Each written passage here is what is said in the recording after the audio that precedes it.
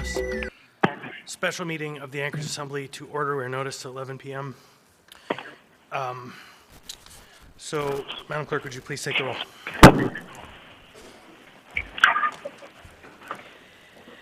Assemblymember Myers. Here. Assemblymember Martinez. Present. Assemblymember Rivera. Present. Assemblymember Bronca. Here. Assemblymember Johnson. Here. Here. Chair Constant. Here. Vice Chair Zalatel. Here. Assemblymember Cross. Here. Assemblymember Volland. Happy to be here. Assemblymember Brawley. Here. Assemblymember Stolt. Here. Assemblymember Perez Verdia.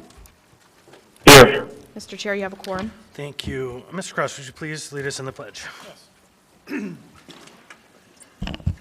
I pledge allegiance to the flag of the United States of America and to the republic for which it stands, one nation, under God, indivisible, with liberty and justice for all. Mr. Volland, would you please read the land acknowledgement?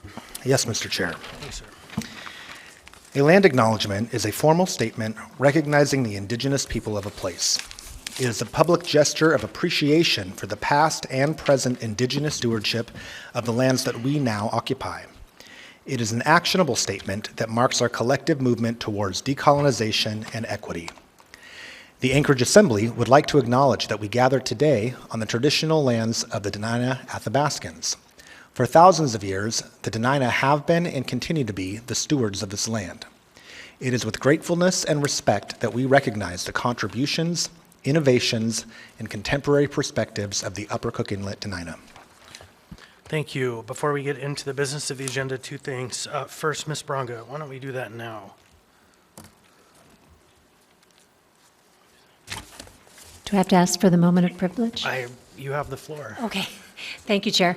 I'm providing this notice that I will be making a motion at the January 23rd regular Assembly meeting to amend AO 2023-132S, which was previously adopted on January 9th meeting, to include the CASA bond package funds to design additional parking at the Basher Trailhead, which would increase the total size of the bond from $4 million to $4.3 million and include conforming changes.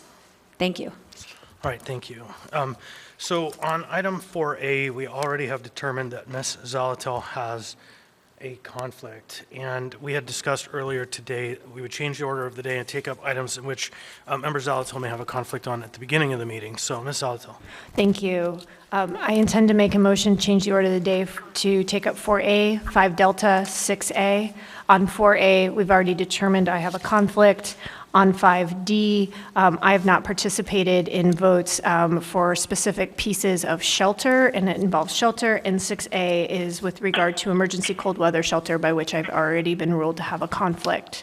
If the chair agrees, I'll make the motion to change the order of the day. I agree. Thank you. Second.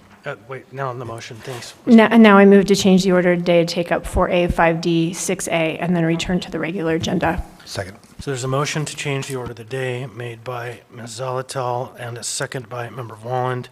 Is there any discussion on the motion? Any objection to the motion? Hearing and seeing none, the order of the day is changed. Ms. Zalatel, you are excused.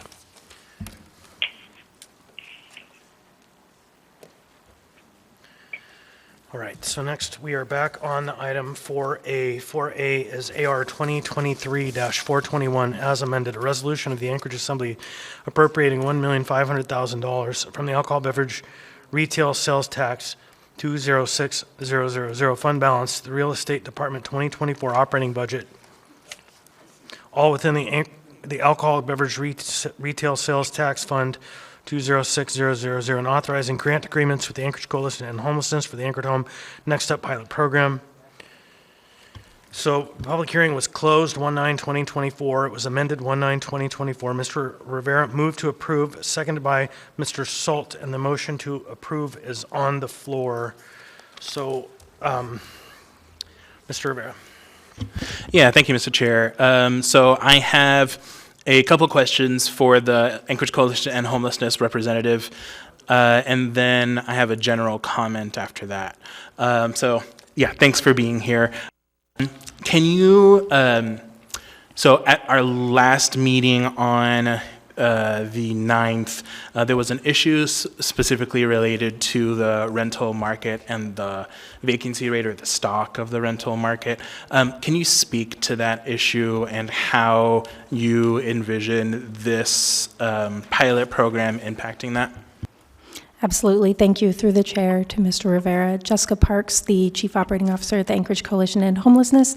I did appreciate those questions about the rental market, and one thing I want to highlight is that the Next Step pilot is targeting primarily Class C and D rentals, which are older rentals, privately owned usually, that aren't typically put on the market. Also, most of the real estate surveys and assessments that are done exclude units like single-room occupancy units, which are also units that this pilot would target as well. What I anticipate, and with our conversations with landlords, has so far shown that landlords that in the past may have been really skeptical to accept vouchers or accept any kind of housing assistance payments. This security gives them that ability to be able to trial accepting that type of assistance, and could open up the market in the future to people who are low income and have that type of assistance and need landlords to rent to them. Thanks. And then a second question I had for you on a different topic is, I want to get a sense of capacity here, because one of the things that Houston really talked about is go big or go home, right? You need to make big strides, not, a bunch of little strides, which, I can appreciate that. I also understand we are taking some little strides as well, because frankly, we're limited by what we can do. But on the big stride, why is this pilot program 150 and not 300 or 450? Because we know that the need is huge. So can you speak to that from the housing perspective as well as from the staffing and supports perspective? Absolutely. Through the chair to Mr. Rivera. The number 150 was chosen because in code that is the capacity for an emergency shelter. The idea was that we would, in this pilot, decompress one of the emergency cold weather shelters of the amount of one shelter. So when we reach May 1st, we're able to have 150 people stably housed that may have otherwise needed that shelter to either continue or, if it didn't continue, would be unsheltered at that point. Thanks. And I guess sorry, Mr. Chair, for taking the time, but just a quick follow-up on that. You have the floor. Thank you. Is it also accurate to say that there is also just a limit of bandwidth in terms of staff, of number of case managers, of number of support services that you can bring on board to help all of these individuals? Is that also another limiting factor for 150? Yes. The market and the industry of case managers is quite tight, as most of the rest of the labor market is. And so ensuring that each participant in the pilot was able to be matched up to a case manager that had that capacity to provide those supportive services was really important in the pilot, because we know that housing needs those supports to ensure the long-term successes of a person. Got it, thanks. So those are my questions for you. Then I guess just general comment that I'll go through. So this appropriation, I think, is one of many levers that we are going to be, frankly, going to have to pull to handle the transition out of emergency cold weather shelter. To be perfectly clear, this appropriation really doesn't touch on the issue of people currently unsheltered, of which there are between 200 and 300. As I have understood it, this pilot program is really only to help transition part of the 574 individuals staying at emergency cold weather shelter, get on the path to stable housing with supports.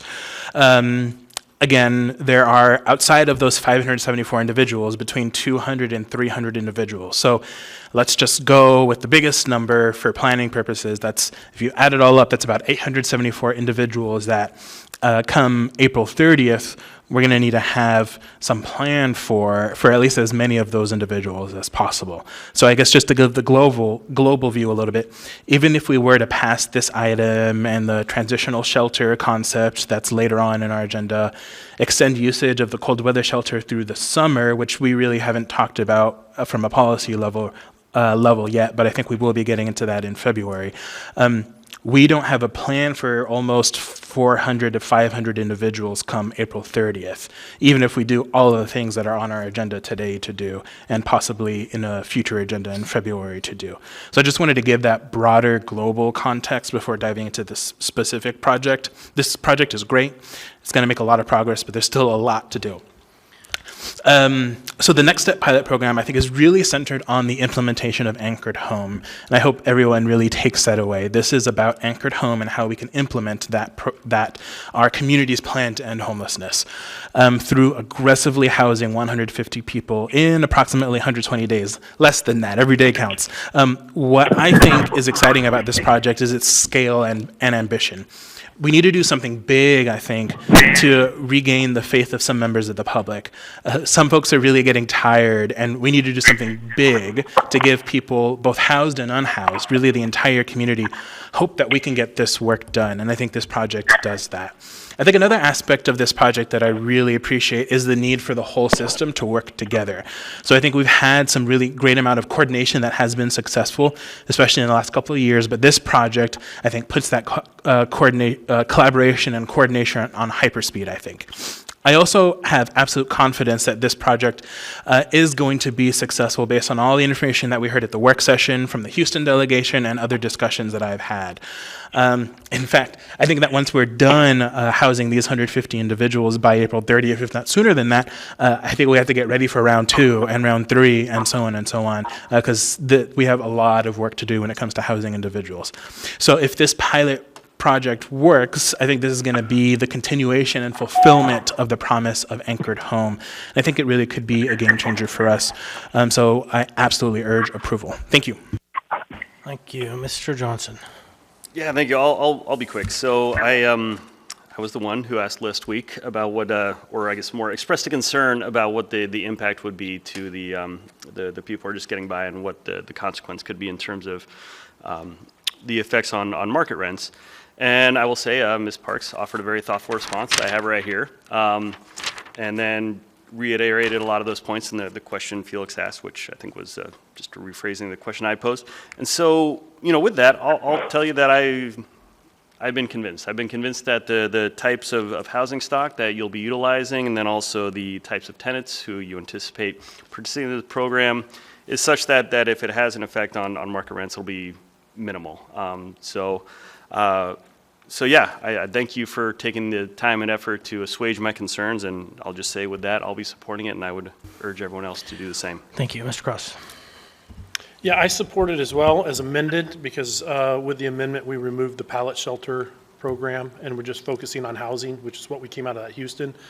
Additionally, I just want to speak to some of this. You guys realize it's just supply and demand.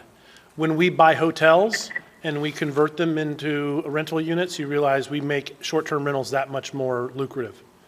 When we subsidize rents and we get into them free market rents and we take those off, I know the tenant, but you have to understand the unintended consequences is there's less market rate rentals that an average individual can. And so unless we build, and we'll talk about that later today, but unless we're building more units, we are inadvertently increasing rents on everybody else.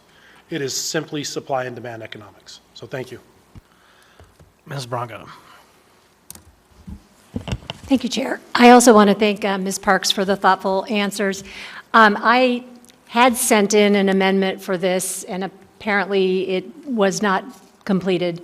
But I did want to say that I really feel strongly with the number that Mr. Rivera just threw out of the people experiencing homelessness in our community who are going to need to be housed, that we need to maximize this as much as possible. So my amendment was going to ask that doubling up whenever possible, because apartments that are 2-bedroom are per person cheaper than a single unit housing. The other thing that I really wanted is that this would pay for just the housing. I'm hearing a lot in our community about, I had First Presbyterian Church minister contacted me, and she said, do you know anything that our congregation could do to help? And I would love to have just this money go to the actual rents, and that we are reaching out to our faith community to try to fill in those gaps. They are wanting to help and not, in my opinion, I'm hearing from a lot that are feeling that they're not being asked to come to the table.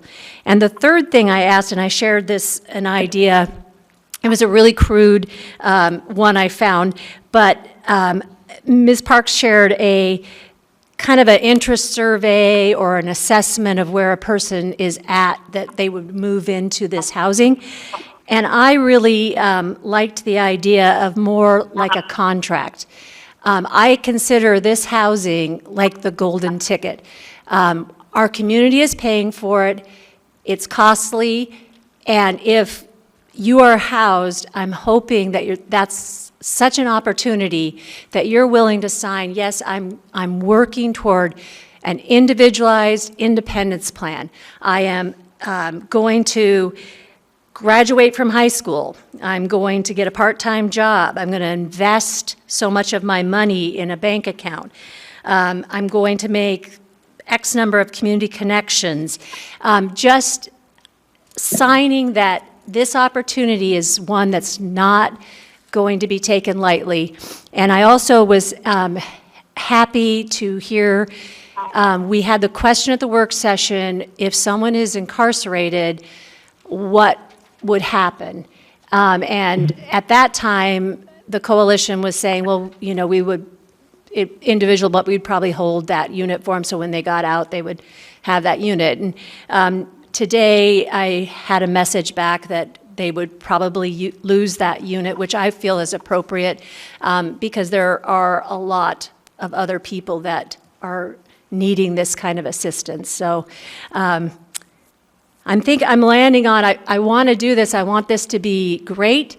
I'm hoping that we really work hard to make sure that the people who take this opportunity are really working to better themselves and be, just work toward independence. Thanks. Thank you. Mr. Volland. Thank you, Mr. Chair. So I strongly support this, and part of the reason that I support this is because I think ACEH has demonstrated that they have been able to successfully place and keep housed I think around 17 people. And so I feel like the proof of concept is already there for this program. I'm excited about this. To echo Member Cross, we need more housing in all of our districts. And I know that my colleagues and I are, with our strategic plan on housing, that we are laser focused on that. And I think there's a lot of alignment. But when we think about, the limited inventory, as Mr. Johnson brought forth, it is a very real issue. And I think many people in our community, myself included, received their green cards today and saw increases in their assessed property value too. So the supply and demand, very real. I did want to ask Ms. Parks, so on when you said single room occupancy, that would be like sort of a hotel room setting with maybe like a shared kitchen. Can you unpack that a little bit? Absolutely, through the chair to Mr. Volland. Yes, a single room occupancy is a specific type of housing defined by HUD. It requires private sleeping and living space, and then can have shared kitchens, shared bathrooms, or both.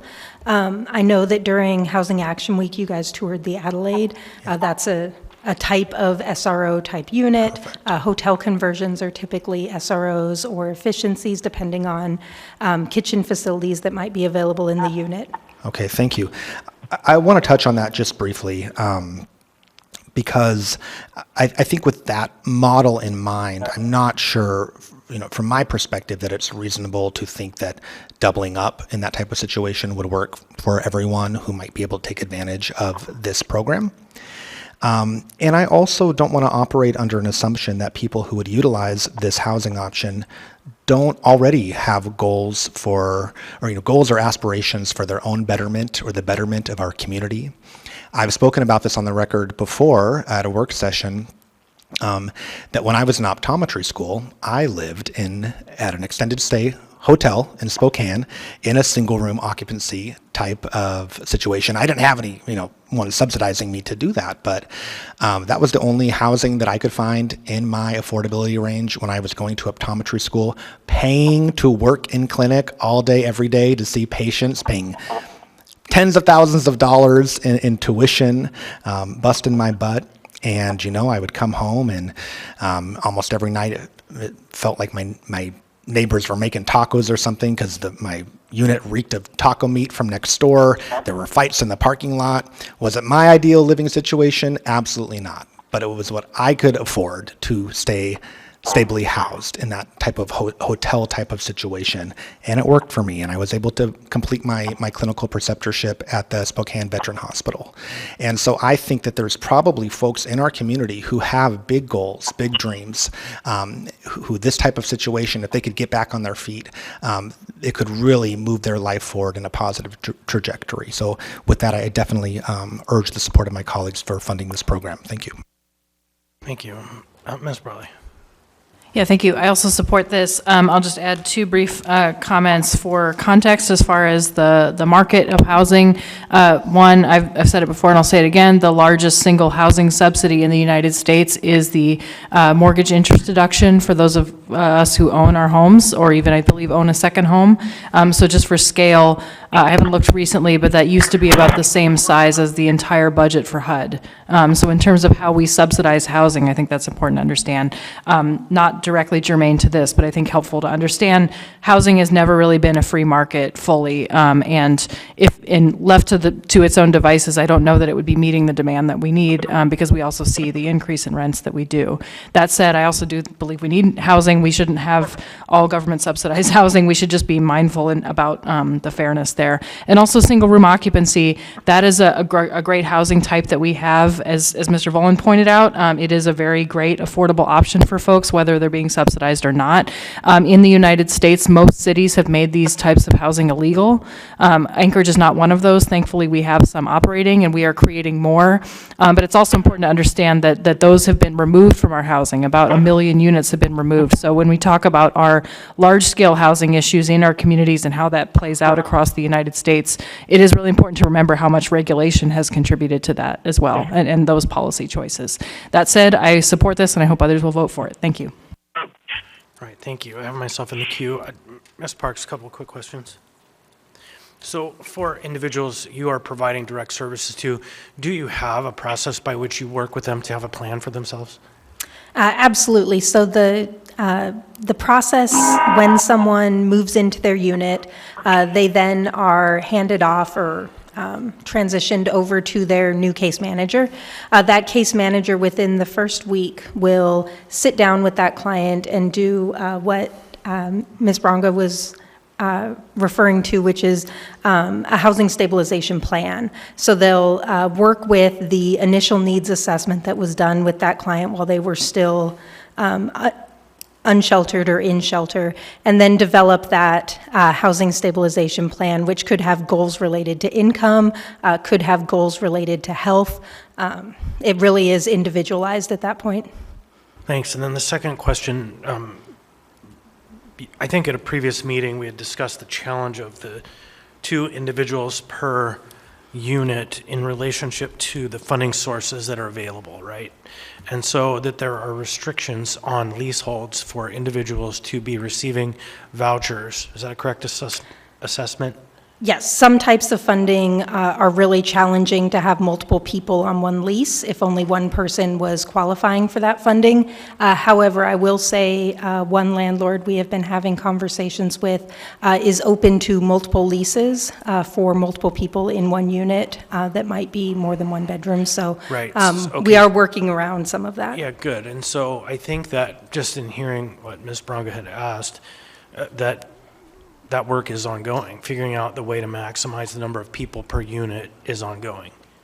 Absolutely. And I think I would add, we're really looking to prioritize and elevate client choice in this project.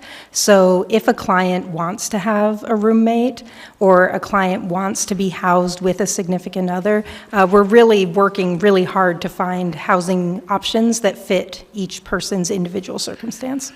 And last question for me on that similar topic, client choice and the things that keep people from going into housing. One being significant others that might not have the same funding source, and thus to go in means to break up your support network. That's one, but then the other one is the pet conversation. So can you speak a little bit about that as well? Because we know there are individuals who would go into housing, but they have a dog. And so how does that play in your conversations? Yep. So when we're having conversations with landlords, those are the very first questions we're asking them about the units is what barriers to entry exist for that unit, and where can you be flexible? Where are you able to take a pet deposit, for example, and then accept pets after that?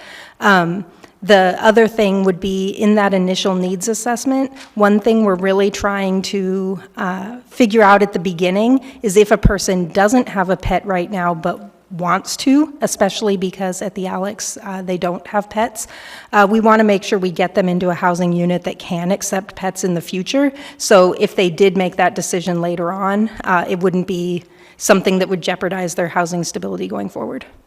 Great. So this idea then, if you take it extrapolated out, using client choice as a principle, and obviously community safety is right in there too. The idea is work with the people with the demands that they have, work with the landlords, and figure out a way to make a good partnership. Absolutely. Thank you. All right, Ms. Braga. Oh, wait, Mr. Martinez, yeah, you haven't spoken. Thank you, Chair.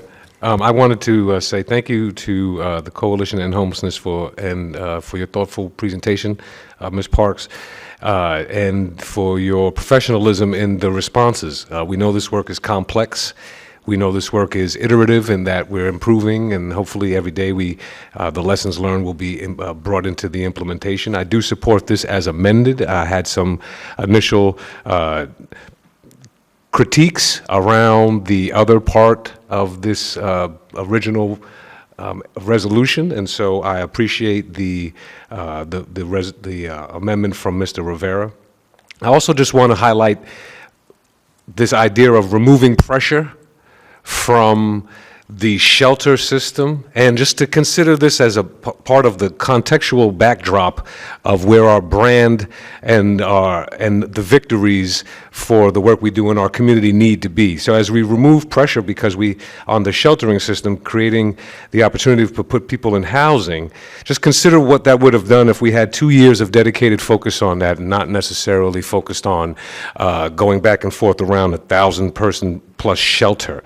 I mean, fundamentally, housing is the solution. And I just wanted to make sure that folks in the community who don't necessarily see these investments as germane to the success of our community, but who are celebrating the return of the Sully for community programming, monster car festivals, music performances. The people who were removed from the Sully when that was turned off as a temporary emergency shelter operation, those folks are primarily who we're talking about in the pipeline of getting housed. So let's have a celebration, if you would, for the return of the Sully, if that's your flavor, but on the same time, let's make sure that we're celebrating putting people in housing that would otherwise have been utilizing that facility in the first place. So I think that's very important for the folks in our community to remember, and I hope this is successful, and let's get it to go. Thank you. Ms. Braga. Ms. Parks, could you remind me the cost per apartment in general? Are they like market rate, like $900 a month, or? Through the chair to Ms. Bronga, the budgeted amount was 120% FMR. FMR stands for fair market rent, and HUD designates that. We wanted to make sure we were budgeting at the full amount that HUD designates as an allowable rent.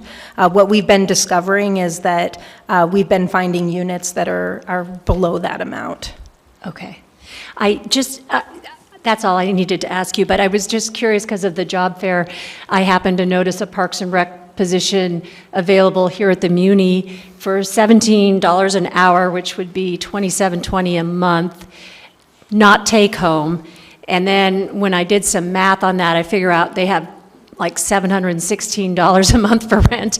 So yeah, we got problems with affordable housing. And we got to fix that, and we will. All right, no one else in the queue. Members may proceed to vote.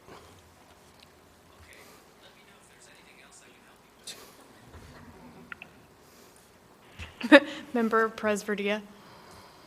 Yes.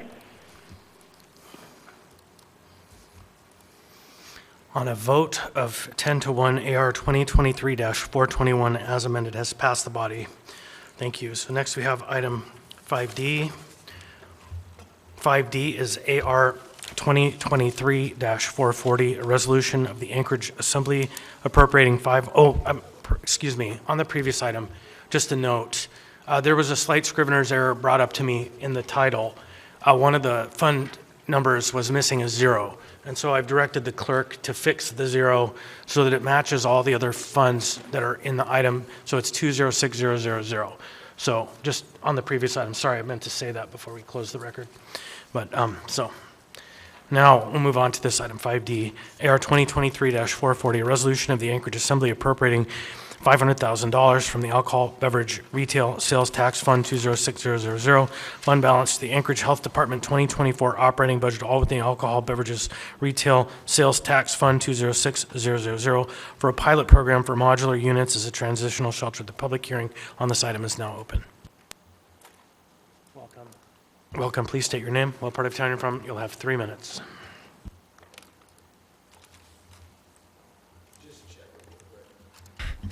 Just check. I have not spoken on this before. No, this public hearing is just opening. Anyways, my only concern about this program, as far as it goes, being of the street and around it, all that, who's going to run it and whatnot, is the next step. Are these units going to be of a build that's going to be able to handle our unique environment? Is it really worth it to go that direction? I am all for any solution to help with the homeless. We know how I stand on that. My concern is if this is a way we go, that there be something that maybe be looked at to where we can use our local builds to be able to increase the capabilities of what these units can do. Being up here 29 years, I can tell you an average building that I have seen in the 29 years I've been here that is built 20 years ago is on the verge of either needing a complete remodel because of how taxing our winters are. Is this the right path to go? That is the question that I have for you guys. You guys are, like I said, you're the body that makes our decisions. You guys have the ultimate say. But I want to make sure that all sides are being looked at, that, you know, from the plumbing of these things, I know they may be either dry or not dry. From the location of them, I understand they can be moved. But what is it that we cannot just purchase 1 or 2 of them and have our units here locally build to be able to increase the idea of keeping work local? These are things that I have questions of, not necessarily the fact that it's a bad idea, but how we go about implementing something like this is something that is of my thought to better not only the homeless, but the entire community. So I encourage you guys to look at that before we just go and pass something. I'm sure many of these things have been looked at. Me working the way I do, I haven't had a chance to be a part of all the other small conversations around this. But that is my biggest concern as far as who I am, what I stand for. Anything that can move a person into a shelter on a permanent basis, be a home, program, help of some sort, I am for. But how we go about doing that is, as we all have learned, the vital steps. Thank you. Thank you. Anyone else wish to be heard on this item? Anyone at all? Seeing and hearing none, the public hearing is now closed. What's the will of the body? Move to approve. Second. All right, moved by Mr. Rivera, seconded by Mr. Martinez. Mr. Rivera. Thank you, Mr. Chair. So as I said earlier on the other item, we need to pull a lot of levers to help with the transition out of emergency cold weather shelter, big and small. We've already approved $1.3 million in alcohol tax last September to rehab 30 to 40 units of vacant and abandoned properties.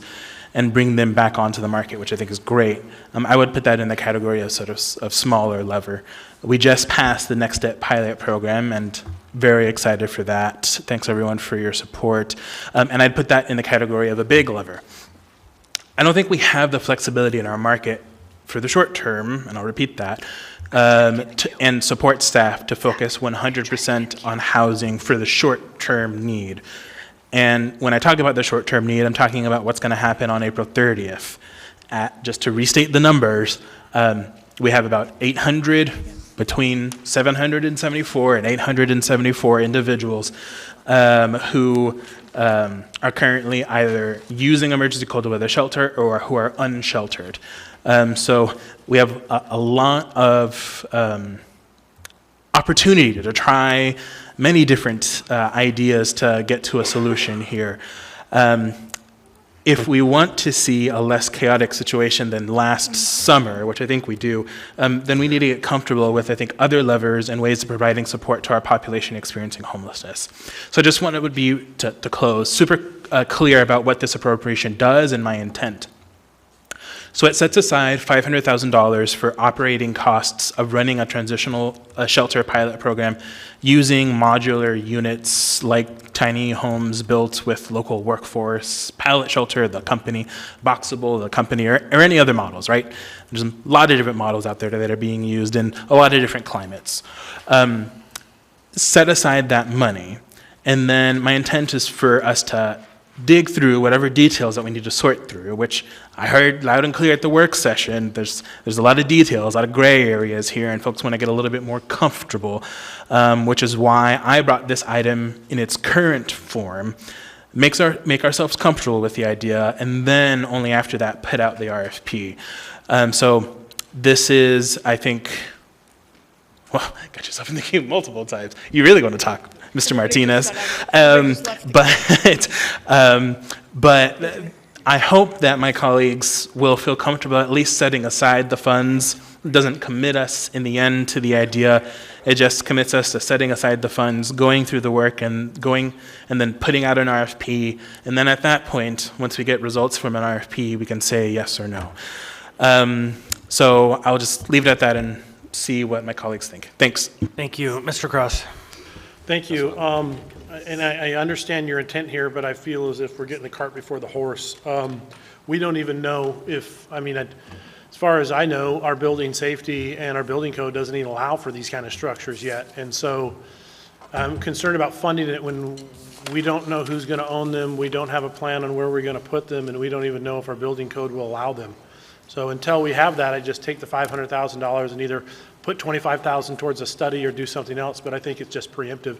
Come back with a cleaner plan, and then we can appropriate when we need it, and we have something a little more definitive. Thank you. Thank you. So just procedurally, folks, the meeting manager just kicked everyone out. We're going to continue through the conversation. I have a queue going on paper. Signal me if you want to get in the queue, and we will proceed with this deliberation until we get things fixed.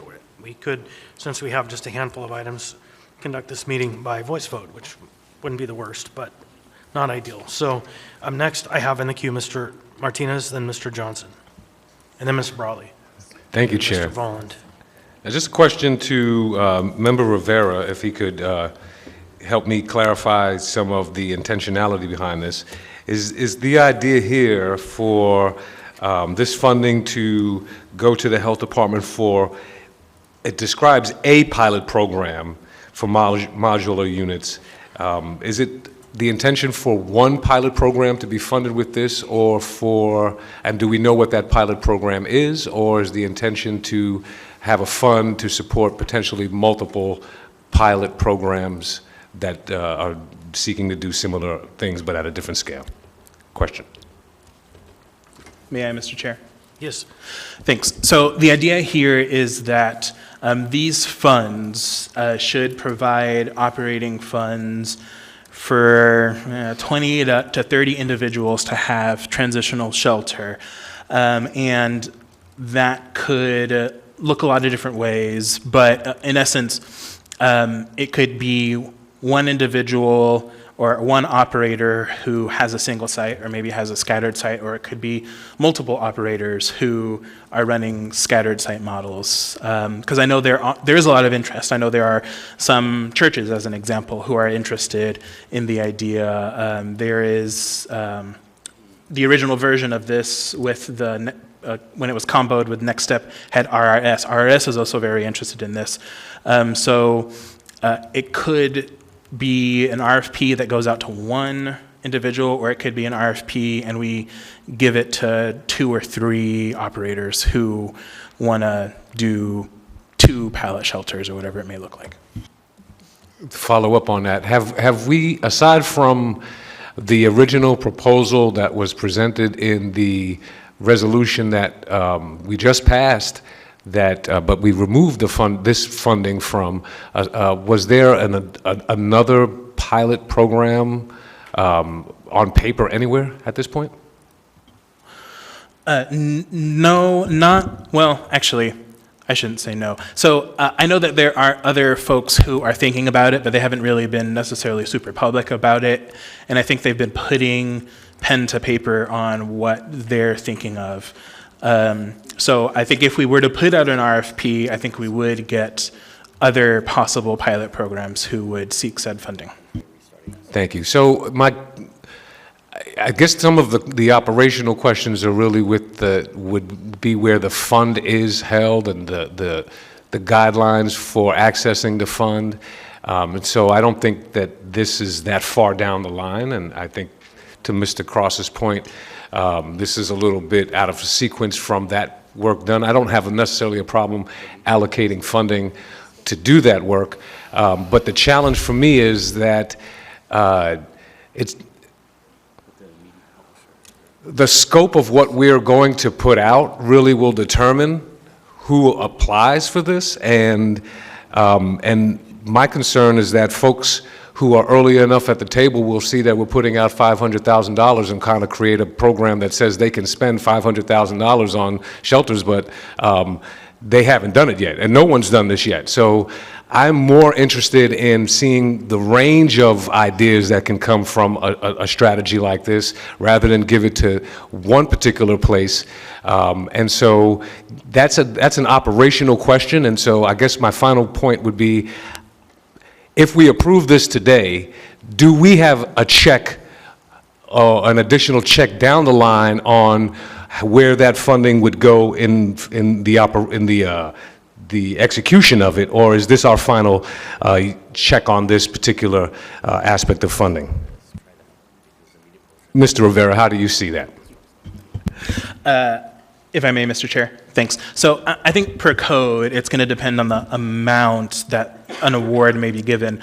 And I forget what those amounts are. Maybe someone from the administration has those.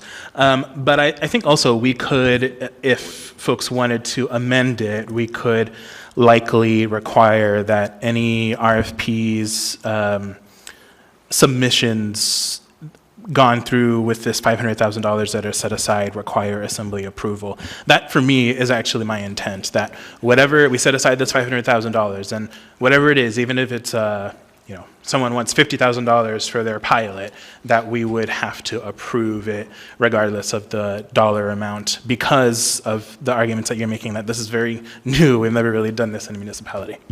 No, I appreciate that, and I'll just conclude. I appreciate that. I think that thoughtfulness is important, and then it also goes to making sure that we are the body that is responsible for the appropriation of these resources, but also to some extent, as best as we can, the vetting of these ideas, so that the money goes the furthest it can in our community with folks who are willing to take one step at a time and prove out a good pilot and make something successfully happen for members of our community. So thank you.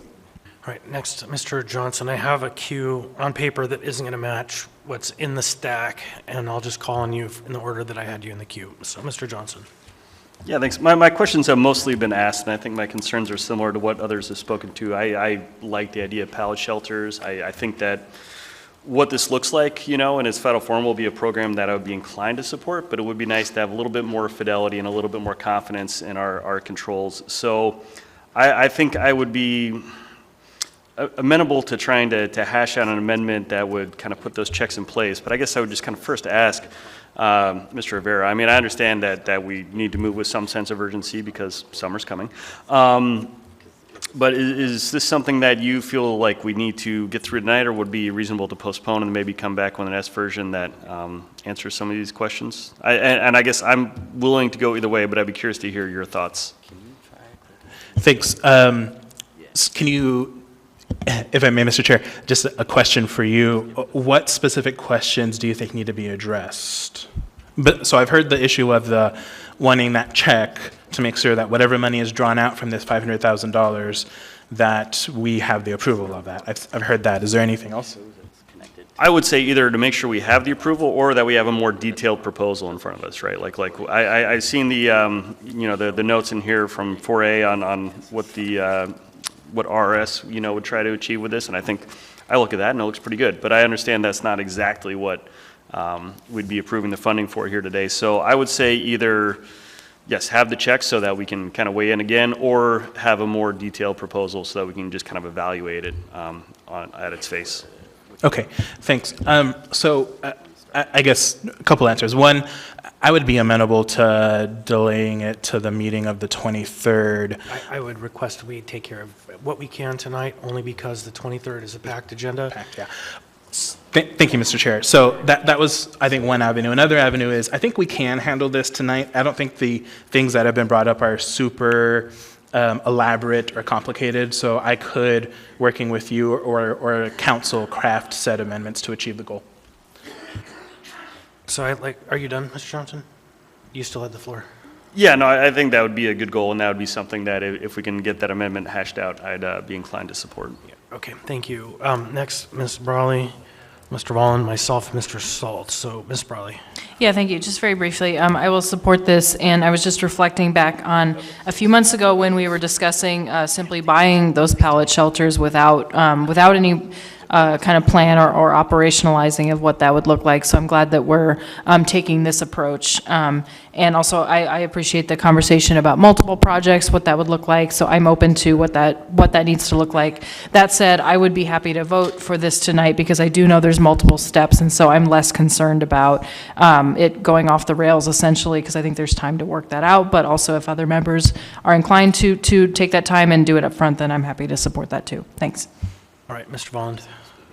Thank you. So I think I just want to break this down to be as simple as possible for my own edification.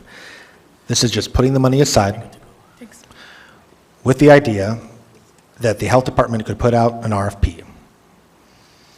So folks could come forward and say, we want to operate this pilot program. This is not for any capital project. This is not for buying the structures. This is just for operating.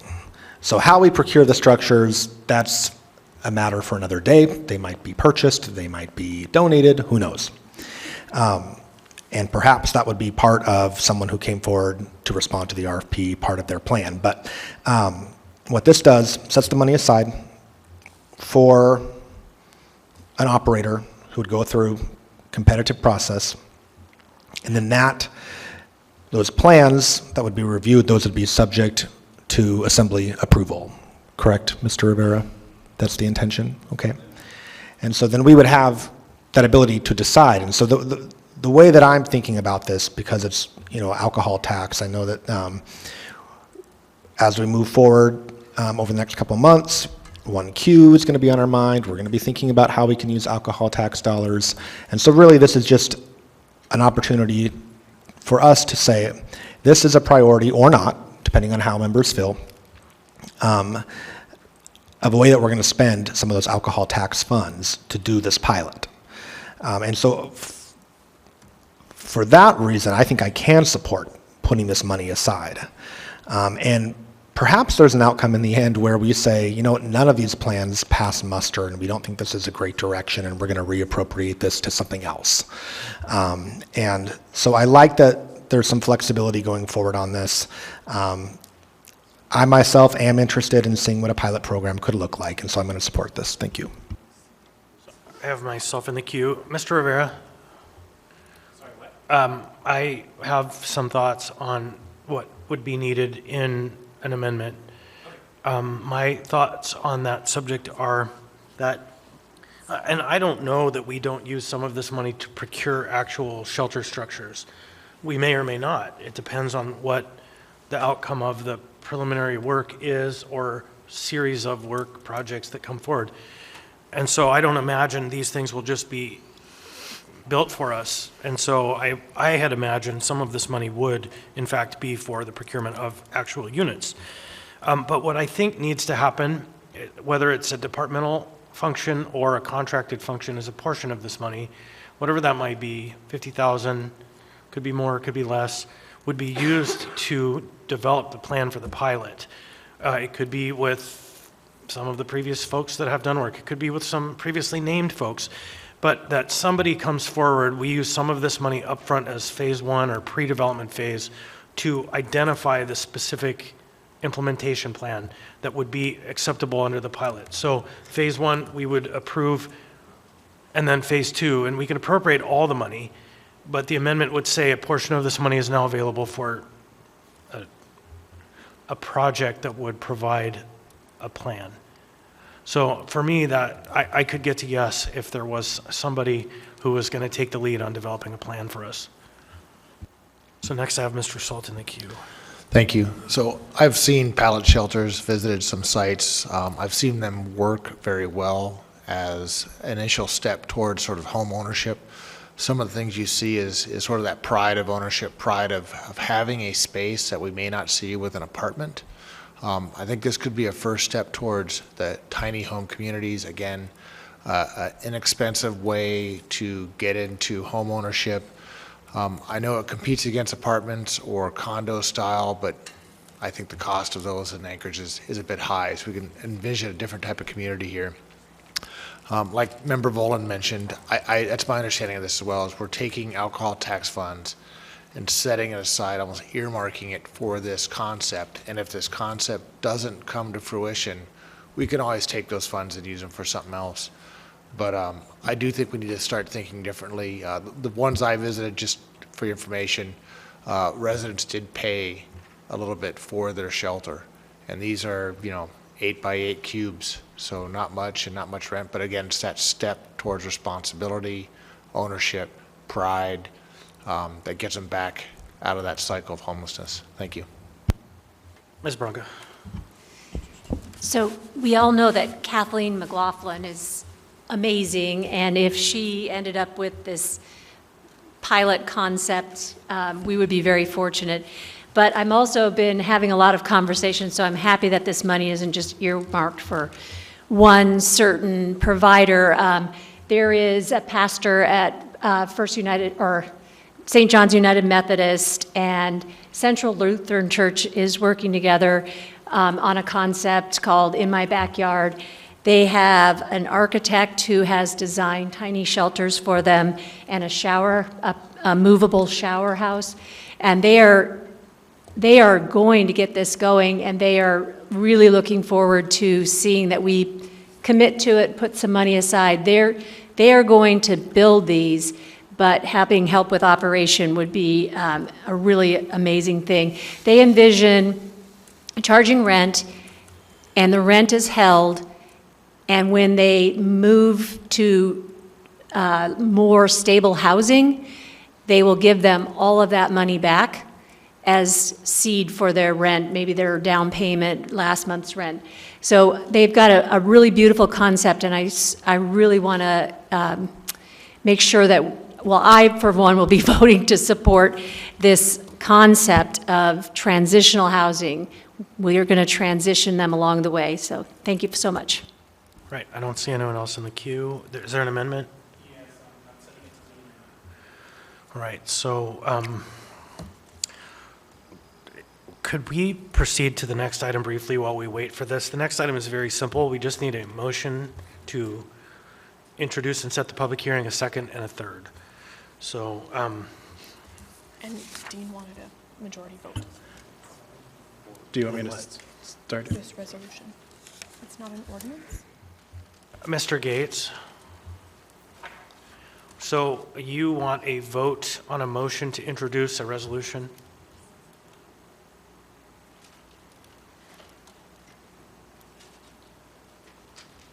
Item 6A.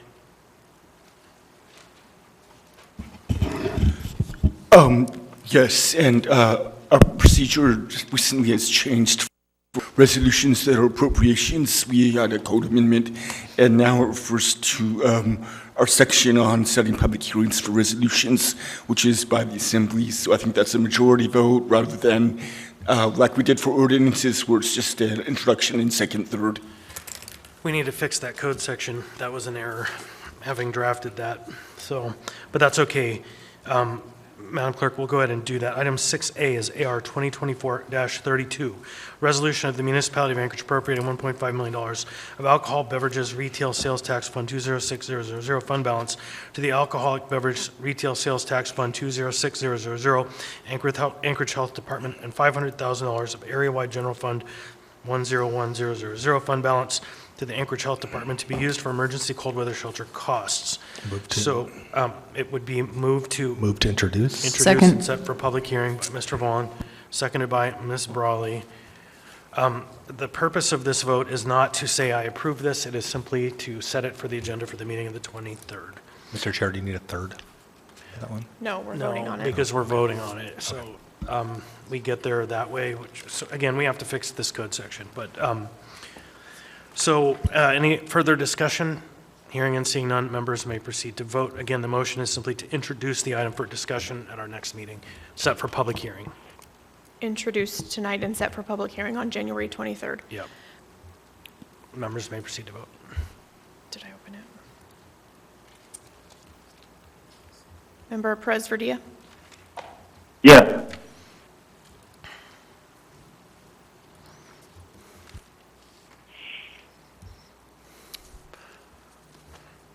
On a vote of 11-0. Oh, and I'll note for the record that Ms. Zalatil was recused from this item. Resolution R 2024-32 has been set for public hearing and deliberations on the meeting of January 23rd. Do we have the amendment? I have crafted it and sent it to Mr. Gates. I'm not sure if he's approved it. He hasn't replied yet. So why don't we go ahead and take a 5-minute break? Just for members, there's a little delight in the back room that I worked with the clerk to bring, and that includes members of the administration as well. There won't be any dinner break tonight.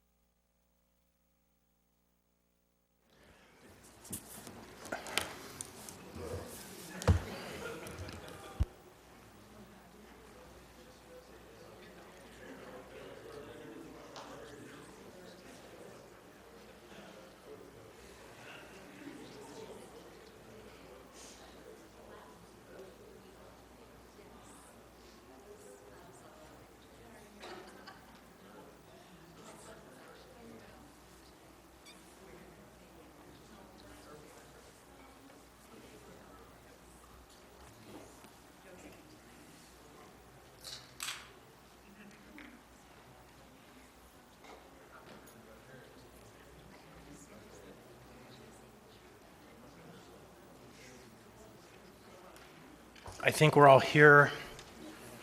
The amendment, can we go back on the record? Yeah, can we go back on the record?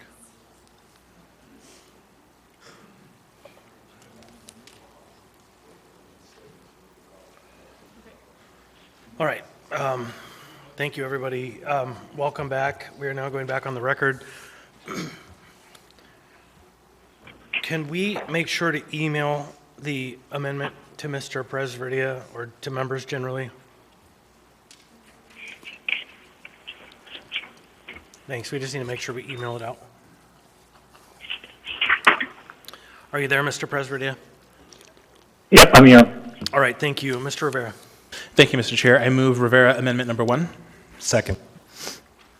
There's a motion to amend by Mr. Rivera, I believe seconded by Mr. Volland. Mr. Rivera. Thank you, Mr. Chair. So this amendment does two things, which we've already talked about. It adds a new Section 2, which sets aside $50,000 of the appropriation for the Health Department to use to develop the scope, parameters, and proposal requirements for the pilot project. And then a new Section 3, which basically says that regardless of the amount of any submission selected through the competitive award, that it requires Assembly approval. Because I believe the code says 150,000, but even if it's a 30,000 or a 50,000, that will require Assembly approval. So that is what this amendment does. Thank you. Right. Anyone else on the amendment? Hearing seeing none, members may proceed to vote. Mr. Perez-Verdia? Yes.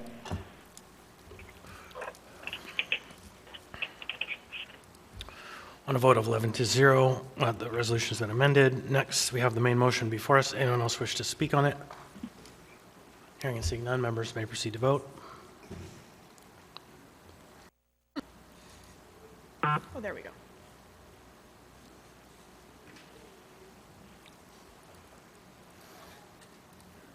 Mr. Perez-Verdia? Yes.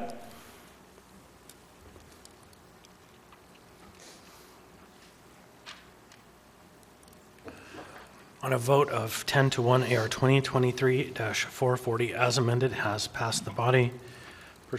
Perseverance wins, Mr. Rivera. So that brings us back to our regular order of our agenda. So next item we have before us is item 5A. Oh wait, was that just on the amendment? No, we passed the thing. Nope. Yeah, Ms. Zalatel. 5A, I think. Welcome. We'll roll back the calendar. We'll pick up item 5A, AO 2023-130, an ordinance of the Anchorage Assembly amending Anchorage Municipal Code Title 23 building codes to reclassify 3-unit residential buildings as residential construction instead of commercial. Waive reading. Thank you. The public hearing, this was carried over from the meeting of 12/19 and also 1/9/2024. Public hearing on this item is now open. Welcome. Please state your name, what part of town you're from. You'll have, it's on. Oh, it's off. There you go. You'll have 3 minutes. Hello there. My name's Kyle Milkey. I'm from Eagle River. I'm here testifying today as both a resident and also as a member of a HOA out there that composes of about 150 duplexes and triplexes, and I just wanted to really commend the Assembly's robust effort in really making sure that this is a very well-structured ordinance, and that I have heard from many of my neighbors in Eagle River, even ones that live in sections that are, you know, single family, that with this recent crunch as it the housing and rental market has been tightening up, that there's been a larger and larger demand for these threeplexes and you know, even fourplexes. I do hope that that gets addressed in the future. I know that or I heard that the fourplexes kind of got amended off of this, which, you know, if that's what it takes in order to get some, you know, common sense kind of resolutions to some of these really complicated rules, I am all for it. I just really wanted to thank the Assembly for their work on this, and that, you know, as an Eagle River resident, I also support this. Thank you. Thank you. Anyone else wish to be heard on this item? Anyone at all? Seeing, hearing no one, public hearing on this item is now closed. What's the will of the body? Move to approve. Second. The S version. The S version has been moved by Mr. Cross and seconded by Mr. Volland. Mr. Cross. Yeah, I'd also like to move Cross Volland Salt Amendment Number 1. It's in your Second. packet, and I can speak to both. There is a motion to amend by Mr. Cross, and there is a second by Member Volland. Mr. Cross. All right, so this is part 2 of our triplex, fourplex revision. Primarily what this does is, as you're aware, in Anchorage, we currently treat triplexes and fourplexes as commercial properties, and so under Title 23 Building Code. So the unintended consequences is, in order to build them, they go through a tremendously greater level of scrutiny and development costs.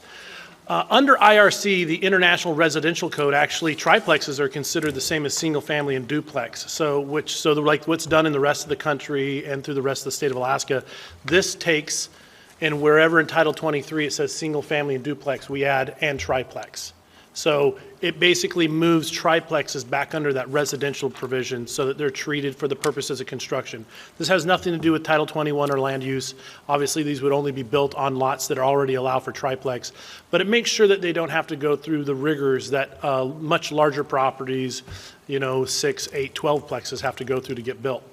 The second thing it does is that there are some things it does with fourplex properties that's important as we went through this, and that is it does two things. One, it allows fourplexes that require sprinkler systems to be built with what's known as a 13D system. So the National Fire Protection Administration, an R13D, is a less egregious sprinkler system. It does not require sprinkler heads in rooms less than 55 square feet. So closets and things like that and bathrooms do not require sprinkler heads.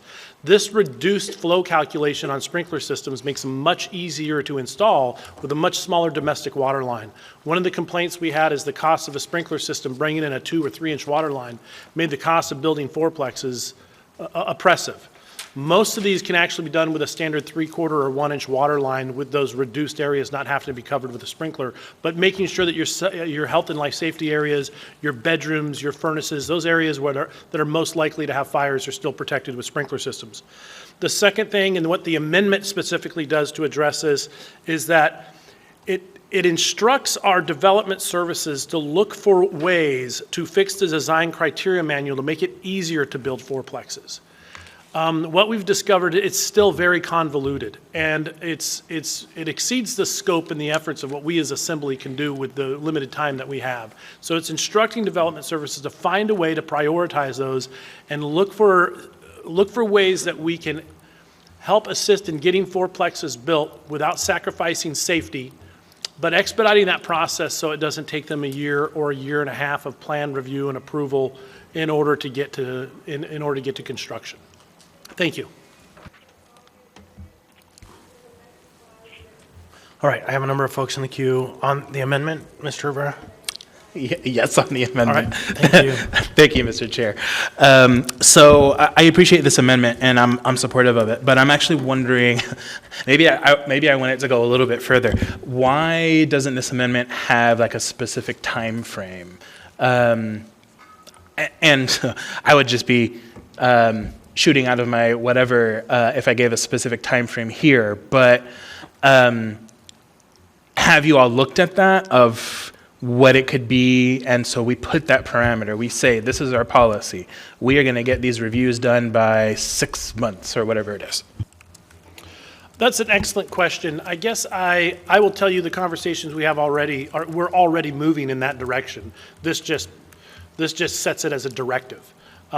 My time frame was yesterday. So as we continue to work forward, I will tell you we're not backing off the throttle and trying to resolve these issues and these inconsistencies in our code in the design criteria manual. I'm open to a suggestion for a timeline, but I will tell you that regardless, it is a priority.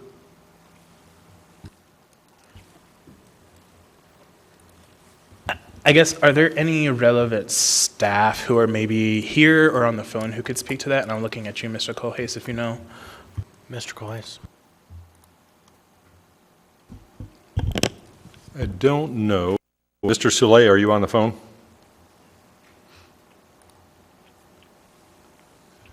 I can try to reach somebody. I think Mr. Colhase could answer the question. Oh, so the chair suggests that you could probably answer the question yourself, Mr. Colhase. Restate the question.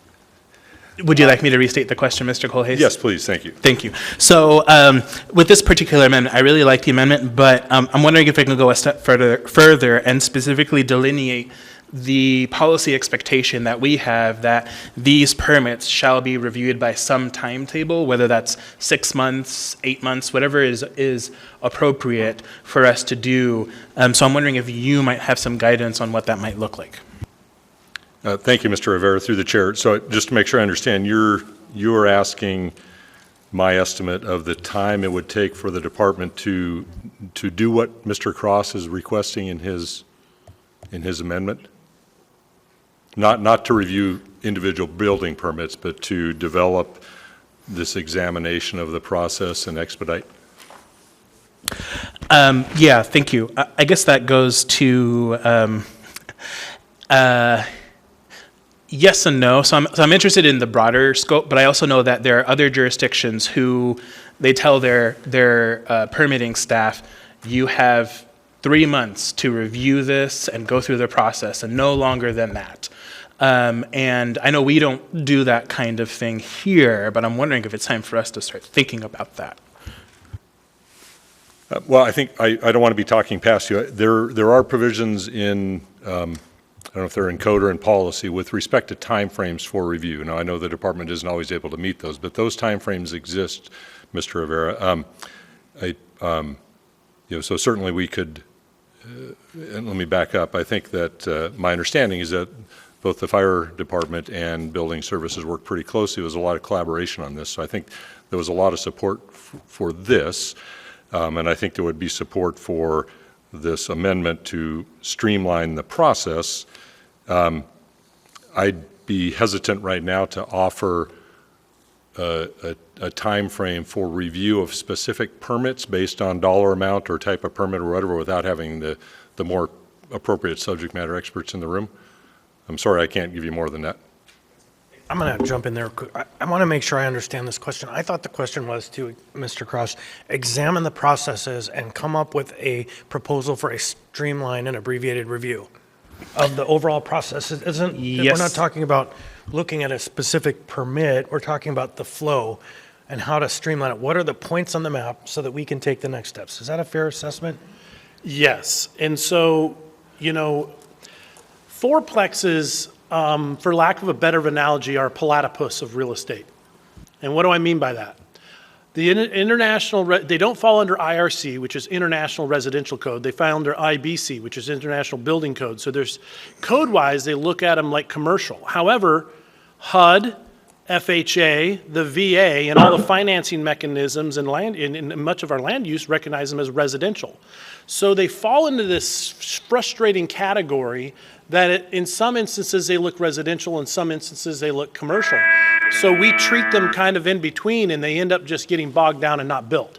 This is to look at that process and look at what we can do to maybe bring it closer to residential but still being built with the commercial applications because of these internal conflicts, and that's not just locally, that's a federal level.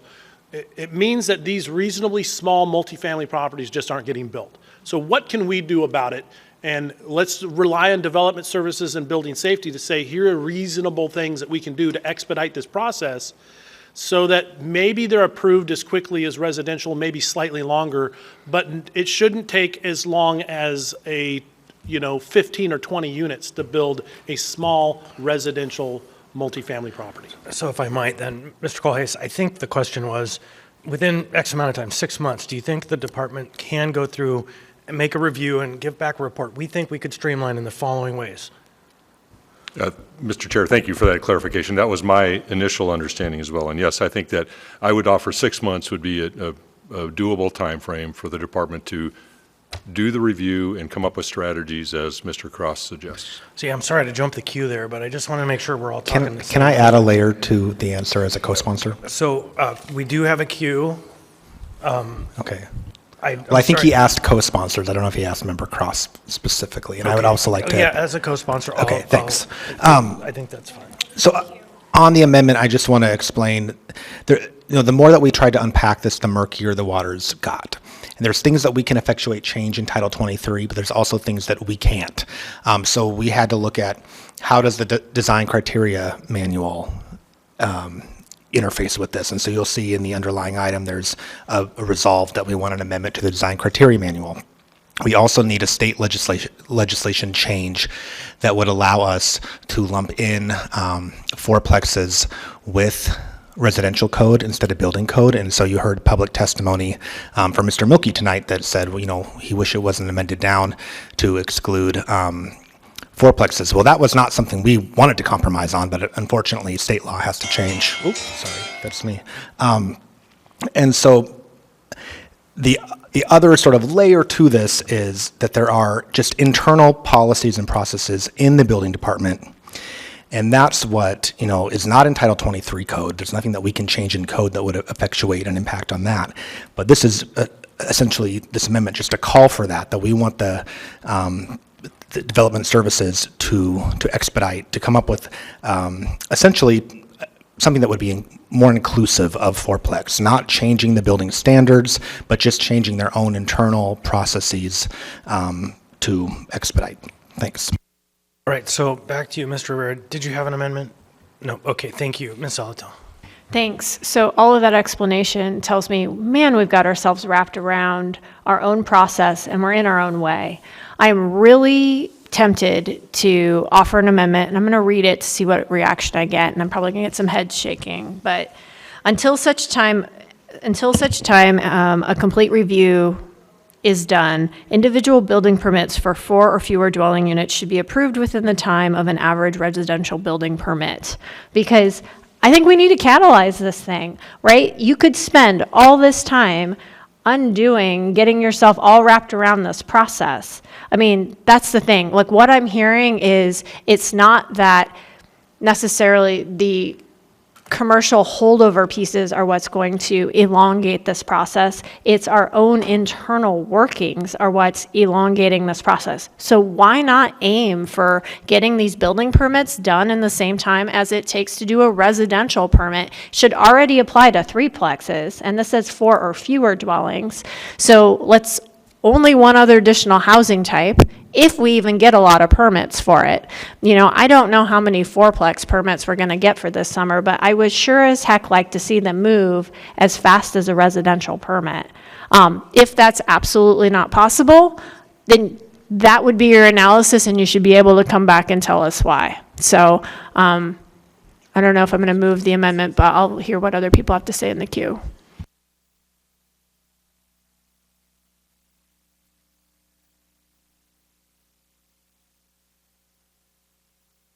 Ms. Brawley. Yeah, thank you. And I appreciate the spirit of this amendment and others trying to work to make it have even more teeth, I guess, or more specifics. I think, so I would be open to any of those suggestions. I think it would be challenging to require passage of things to an average, just knowing that each project is different, but at the same time, I see the value in functionally treating them more like residential permit approvals. I think in general, I think one thing that this is illustrating, I wasn't one of the sponsors, so I didn't sit through all these meetings, but this and kind of other parallel discussions that are being had on other topics, it is really clear that, we have staffing challenges, we have limited staffing, those folks have limited time. But I think also to the extent that we've created these really complex structures, that is part of our problem. And so we need to start undoing it. And I don't mean undoing it willy-nilly and getting rid of all the rules, but I mean, in order for us to help staff be more efficient, help staff get things done, part of that is the way our codes are written and the amount of work that it takes to do that. And so I know it does take work to undo it, but I appreciate the effort here. And again, I think in the spirit of really trying to get out of our own way, as Member Zolotel said, we have to start doing that at the code level as well as in practice. So again, I strongly support this, and thank you for bringing it. So I just have myself briefly in the queue to say, the first week I was on this job 7-8 years ago, the former Assembly Counsel Julia Tucker said to me, if you want success in this work, always have a deadline. If there is no deadline, it will just evaporate into the flow and you may never see it again. And so if there is an amendment coming, in order to facilitate a timeline on a final product, let's attach a deadline to it to make sure that everyone has a goal to work towards. Ms. Zolotel. All right. So taking that suggestion, I would add, and I've got this written down for the clerk. The review should be done within 6 months, period. Until the review is complete, individual building permits for 4 or fewer dwelling units should be approved within a time consistent with residential building permits. Second. There's a motion to amend by Ms. Zolotel, seconded by Mr. Rivera. And do you want to speak to that, Ms. Zolotel?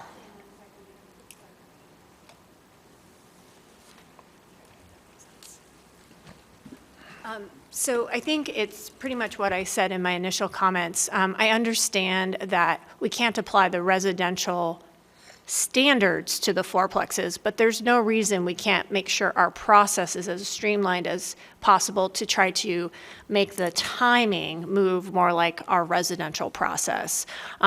Because there's, I think, two components here, right? What we're approving and how we're, and how we're approving it. And how we're approving it seems to be a big piece to this puzzle with our own internal processes and procedures. This is a bit of an incentive, a little catalyst to hopefully, as they're doing that review, maybe find some of that streamlining right along the way as they're trying to bring that time consistent with the residential building permit review. Thanks. Mr. Cross. Yeah, so I'm conflicted on this one. I really appreciate what Ms. Zalatel is trying to achieve here, but just understanding the building differences when you go to fourplex with the fire sprinkler and fire review and things you don't have on triplex. I mean, I guess I'll probably vote for it, but I am concerned that without input from the building safety department and understanding what those differences are, that we're not asking to do the impossible under our current. But I think, but at the same time, I'm going to argue with myself on the other part, which is it's not like 50 fourplexes are going to show up in the next year. We're probably only going to talk 4 or 5. We only have so many lots. You have so many builders, and they got to go through architects. You got to give them design. So listen, we're talking less than a handful of properties over the last year that'll meet this, and that'll give them time to iron that out and prioritize those small multifamilies that we've been leaning towards. So I have my concerns, but I appreciate it, and I'll vote for it. Thank you. The queue has lit up. Mr. Colhase. Thank you, Mr. Chair. I appreciate Mr. Cross's comments. I think he hits on some key points regarding the fact that review of these structures, even if these changes to Title 23 are going to be more complex than a review of a single-family home. So I certainly support the idea of a time frame for completing this review. 6 months, I think, is very reasonable. I'm concerned about putting into this AO a requirement that the building department complete reviews on a structure, type of structure that is subject to a brand new AO, even though they've been involved in the development, without having somebody from the department in the room to advise on the feasibility of doing that. Thank you. Mr. Johnson. Yeah, thank you. I support the AO and I support the amendment number 1 that was offered. I don't think I support this most recent change, though, and it's just because I don't understand the consequences of what we might be mandating here. And while I think it's well-intentioned, I mean, I don't know what the second-order effects might be, right? I mean, is the consequence of this when we put this mandate on building department staff that we slow everything down because there's now this urgency or prioritization on these certain projects? I get we want to streamline the process, but maybe it takes time because there are so many boxes that need to be checked. And maybe the long-term solutions, we figure out a way to make it so there are fewer boxes. But today, if there's so many steps they have to take in order to approve these projects, and they're still going to have to take those steps to approve those projects, when we suddenly put this constraint on them, what does that mean for everyone else who's trying to get their project through the process? Maybe there are answers to this, but I don't have anybody from Development Services or the Building Department here to answer that here tonight, and so I'm just not ready to take that step because I don't know what it means. So I will not be supporting this amendment. All right, Ms. Zalatel. Thanks. I think it's important to, I think the language is in such a way that it's trying to bring the timeline consistent with residential permits, right? It's not saying you absolutely have to meet that timeline, that there won't be complications. Kind of, I believe Mr. Cross said it, or maybe it was Mr. Colhase. Some of these projects are going to be unique and will have outlying circumstances. It's a goal. It's a way to set an expectation, and I think setting an expectation with our building department in the middle of a housing crisis to prioritize getting 4 units built at a time is an appropriate response to a housing crisis. I'm a little dismayed that Building Services isn't here. This was noticed to be, a part of this special meeting, and I think that would have been probably really important for them to be here. I'm Also hoping they will use this and the 6-month period as an opportunity to critically review all of the steps in their process to find efficiencies along the way, and hopefully shed some of the redundant parts, if there are, or places where it just holds up the entire process. I've heard reports that we can't have things moving simultaneously, like multiple levels of approval, that there's a specific order of operations, not necessarily for any particular reason, but that because you don't have one, you can't move on to 2, 3, and 4, even though they're ripe, and it just stops the whole process. And I'm hoping that's the kind of critical eye, trying to bring this timing more in line with residential will bring to the overall review brought in the underlying amendment. Thank you. Mr. Volland. Thank you. So I am going to support this amendment because I think the urgency is there, as Member Zolotel talked about. I also think that if the building department is sort of gently pushed into a posture of you need to prioritize small multifamily, then they're going to have to work out some kinks and really be, I think, ambitious about over the next 6 months, okay, if we're going to get this done on the same timetable as we can get single family and duplex done, what is that going to take? What do we need to change about our processes? Right now, the moment you go to a fourplex, you have to get a C stamp for commercial. And so the fourplexes are treated like a commercial property, and there's just so many more layers that they have to go through. And so what we want to see is, okay, because of state law, we can't automatically move fourplex into a residential category. And the co-sponsors have actually committed, we're going to be writing to the legislature to ask for some specific changes that may help us in the future.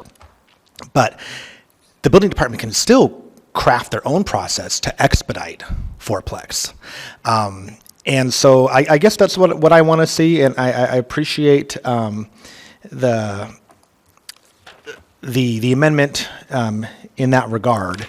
And I just really want to see, from the jump, I think right now in both Title 21 and Title 23, there is this implicit bias that supports single-family home as the goal, right? And so that's what gets prioritized, and that's what is easy to build.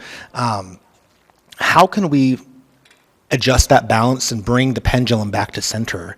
And I guess that's what I'm after. Is I want it to be I want to see an emphasis and a prioritization built on small multifamily properties that can house more families, and maybe that should be the priority ahead of a single family project. And so how can the department adjust its workflow so that multiple projects can be moving forward at the same time, but maybe small multifamily, it gets a little bit of prioritization. I have myself in the queue. The language is just getting finalized. To Mr. Johnson's point, I think of wanting to make sure we don't set up an impossible situation. I didn't read this as the department must finish these projects within the time frame of a residential building permit. I see the word should, and the word should in my read of code is do your best. It's not a mandate. It is a guiding principle that says for the purposes of this, we want a review of the code and as best as possible 4 or fewer building units, work on them and get them done within the time frame. I don't read it as a mandate. And so we could amend it to say as best as possible, but that would be redundant, as best as possible, as best as possible. And so to me, it doesn't rise to the level of fear and concern because it just tells the department, hey, this is a priority. Of course, balance your interests. So that's how I read it. Ms. Braga. I just was wondering for the sponsors, I'm assuming that you sat down with building department and talked to them about how these changes would affect their operations, or I know you talked about how you learned some things about fire and all of that. So I just wondered if you had some input from them on timelines and speeding it up, if they're on board with this in general. So the building official was part of our entire working group process over that 6 month. They were involved in the conversations in both the Title 21 and Title 23 ordinances, as well as several of our engineers. So this really was a collaborative process. Now, specific to this amendment, they might be sweating a little bit. I don't know. But no, I know that they are, as Mr. Colhase indicated earlier, supportive of the underlying ordinance. Wait, you done? All right, no, let's get Mr. Schultz. Thanks.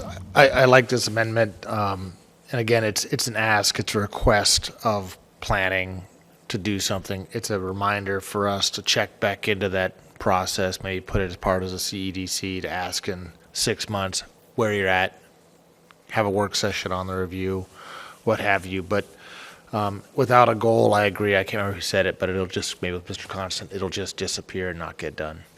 I'm in support. Thanks.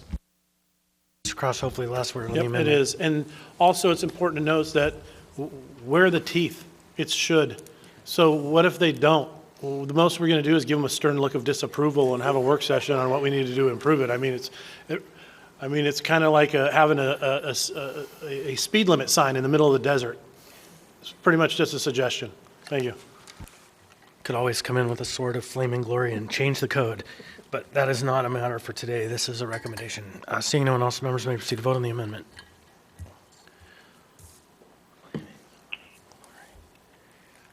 Mr. Presverdia? Yes.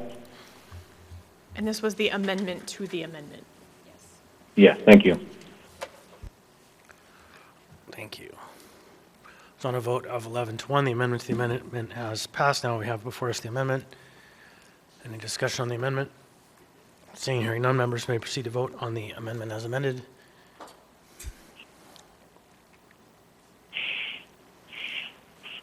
By the way, that's called a Nettleton, Mr. Johnson.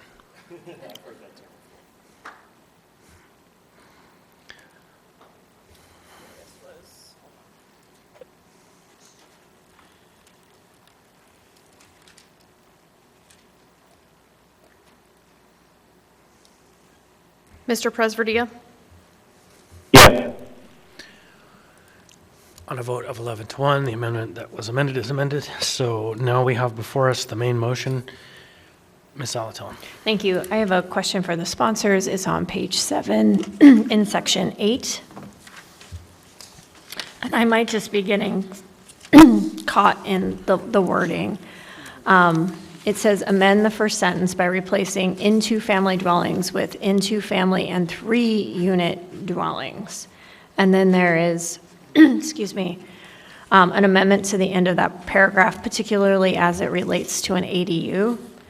I guess my question is, what does this really do? Because this language is super confusing. And second,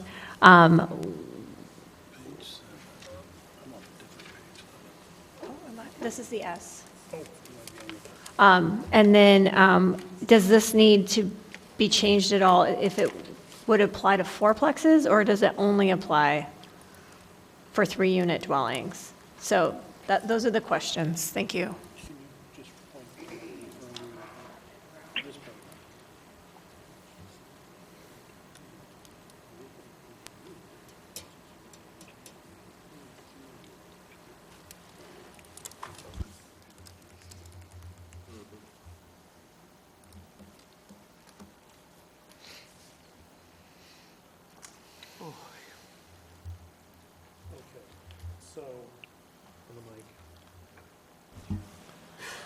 What this means is if the ADU is attached, if it's a duplex with an attached ADU, it's seen as a triplex. That's what I'm understanding. A detached single-family or two-family dwelling with an ADU, accessory dwelling unit, is considered to be a two-family or 3. So a single-family or two-family shall be considered a two-family or 3-family dwelling, as the case may be, unless the ADU communicates, unless it communicates. So unless it communicates freely with a single family or one of the two-family dwelling units.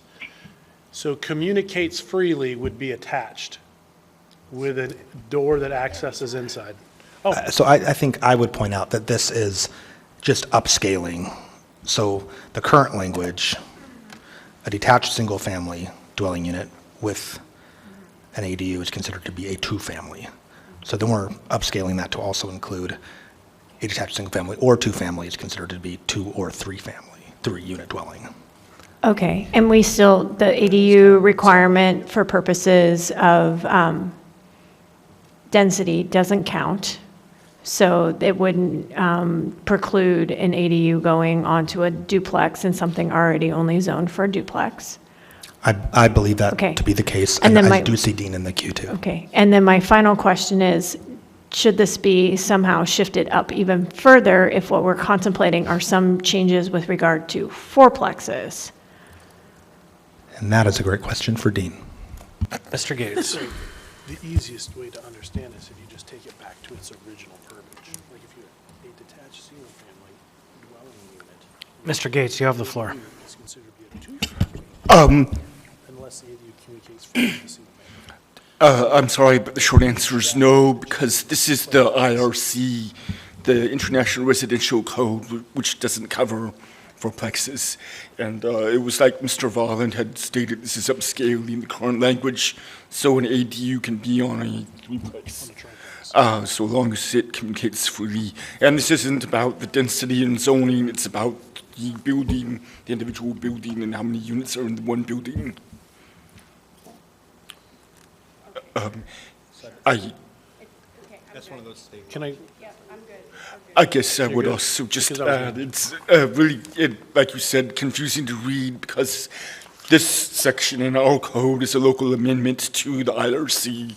And that first part that's being added, that's bold and underlined, I mean, the first sentence, and then the second part at line 46 out to the end of the paragraph. The IRC has a whole paragraph here in between, and these are our little changes to it. But overall, this is to accommodate an ADU that's on this building and in a two-family and three-unit dwelling structure. Attorneys aren't supposed to ask questions they don't really answer to.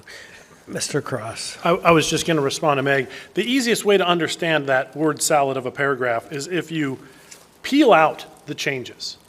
If you remove the upscaling of that to include triplexes, then what you have is, let's just read it back. A detached single-family dwelling with an ADU is considered to be a two-family dwelling unless the ADU communicates freely with the single-family dwelling units. So unless it's attached, meaning if it's separate building, then it's considered two-family. And this is, so now we've just upscaled it to include triplex. So this is the difference between an ADU and a mother-in-law. Do you guys understand the difference? I know you guys seen somebody, that's where it moves freely, means I can walk from my living room maybe into the other unit through an interior door. If you have to go outside and come back in, that's considered an ADU. If you can throw freely from inside, shut a door, but there's a kitchen and stuff, that's a mother-in-law and it's seen different. And so I think this is just clarifying that and upscaling it for, according to these changes and bringing it closer to IRC. Thank you. I'm not sure that the mother-in-law is regulated in the code. I think it's called an ADU, but it doesn't really matter. Mr. Salt. Yeah, I was just going to tack on. I think if you read it and draw it out, it makes a lot more sense as you make drawings as you read it. But that's what you said. Get your shovels out. Okay, anyone else? Okay, I think that I would put myself briefly in the queue, just to say a number of questions from reporters on this item that were along the lines of community concerns that have been raised on this item are that it's not going to provide low-income housing. It's just going to be expensive multi-unit buildings. And my response back, and I'll just say it here, was that the intent of this ordinance does not appear to me to be to create low-income housing. What the intent of this ordinance is to do is across all of Anchorage where these zones are identified to provide the incentive and the streamlining to make it easier to build multiple units on a lot that would historically be one. And so the good thing about that is that our housing market is diverse. There are all kinds of neighborhoods with all kinds of values and building styles. And so the intent is not a subsidy program by this ordinance. The intent is to diversify and ramp up the number of units being built on lots that have historically had fewer. So this is a valuable and predictable project. Ms. Brawley. Yeah, thank you. And just to underscore that, I do support this ordinance. I really appreciate the work of the sponsors as well as staff and other partners to really work through and figure this out.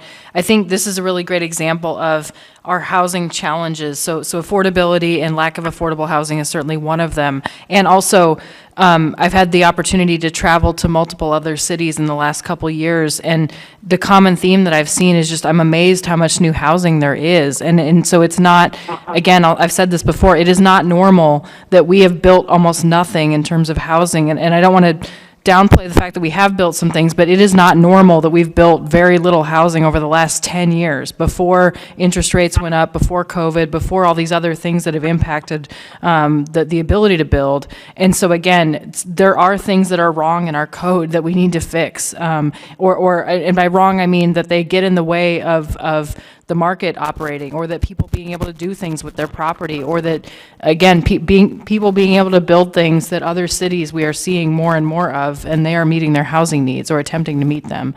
So again, to the extent that there are local issues we need to fix, they're not all going to be low-income housing, because it's just one of our housing problems, that it really is all of these things. And to the extent that we can do things to make our city a better place to do business and to do building projects, we need to do that. So large scale, small scale, this is really taking care of that small scale piece, and it's so important and it's so necessary. So I really appreciate you bringing it. Thank you. Thank you, Mr. Rowland. Thank you. Yeah, so I would definitely echo Chair Constant and Member Brawley that the intent is not necessarily so narrow as to be just targeted toward affordable housing. But yes, and this is really an effort to make attainable housing units easier to build. That could be middle market rate, but that could also be affordable housing. One of the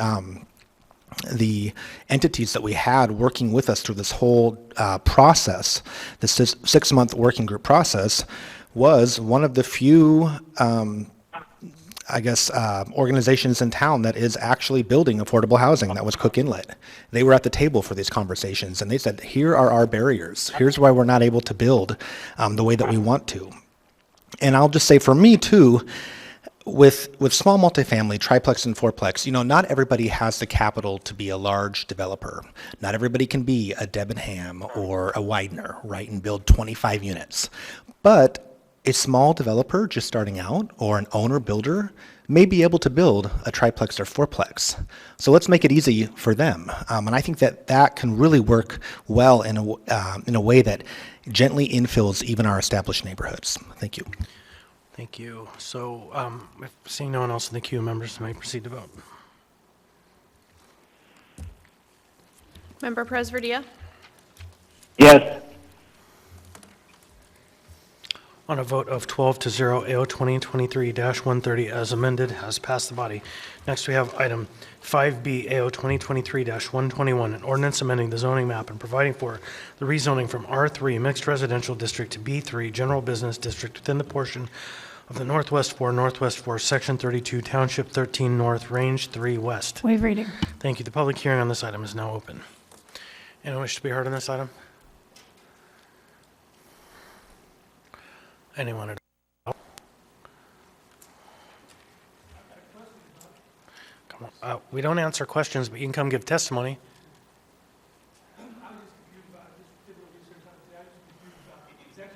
Sir, if you want to testify, come on down. It's fine. You legitimately have a right to that microphone for 3 minutes. All right. Welcome. So please state your name, what part of town you're from. Turn the microphone on. Someone turned it off. It's off. So there's a green button there. It's on. No, sir. You'll have 3 minutes. Hello, I'm Tom Please state Layden. your name, what part of town you're from. How you doing? I'm in your district, Chris, downtown. I have B3, and I have R3 too, and I just didn't know if it was, the parameters was just like in that area, or is it all R3 right now? And that's really all I was gonna say. That property. And I wasn't sure. But I will talk about the triplexes. Sir, this is a public hearing on this item, but if you wait like maybe 20 to 30 minutes, we'll have audience participation. You can talk about anything you want for 3 minutes. Okay, thanks. I'm just like, it's been a long time since I've been to one of these things. Yep, and would you state your name for the record? Yeah, Tom Layden. Thank you, I thought Tom. I did already. Yep. So I was just confused when I seen the R3 to B3. Yeah, thank you. Nope, this is for a specific property, so we'll keep going with the public hearing on this item. All right, thanks. Thank you. Okay. Anyone else? Come on down. Welcome again. Please state your name, what part of town you're from. You'll have 3 minutes. It's on. It's on, okay. Steve Callahan, I'm actually representing the owner. S4 Group's representing the owner. If there's any questions, All right, is that it? that's it. Wait till the public hearing is over. Ask questions when we're in the debates. Thank you, Mr. Callahan. Anyone else wish to be heard? You can leave it on. Okay. Anyone at all? Seeing none, the public hearing is now closed. So what's the will of the body? Move to postpone to the meeting of February 13th. Second. So there is a motion to postpone to the meeting of February 13th. And I'd be happy to speak to that. Moved by Mr. Wallen, seconded by Ms. Brawley. Go ahead, Mr. Wallen. So I have concerns about this. First of all, I don't think that there's anyone from the planning department here to answer questions tonight. Second of all, the petition site seems very small and targeted and perhaps an example of spot zoning. Second of all, the... One second, Mr. Wallen. Whoever's on the phone, could you please mute? Thank you. Sorry, go ahead. I'm concerned about a change from R3 to B3, specifically because a storage yard is not a permitted use in R3. We have such finite land to build residential. You know, we have a background of a housing crisis that we've all been talking about, and we want to change the zoning so that we can essentially remove land that is meant to be mixed residential and replace it with a storage yard. That just doesn't really sit well with me, so I'd like more explanation and perhaps a chance to have a presentation or explanation of some type from the planning department that would provide justification for this. All right, thank you, Mr. Vaughn. Mr. Cross, on the amendment?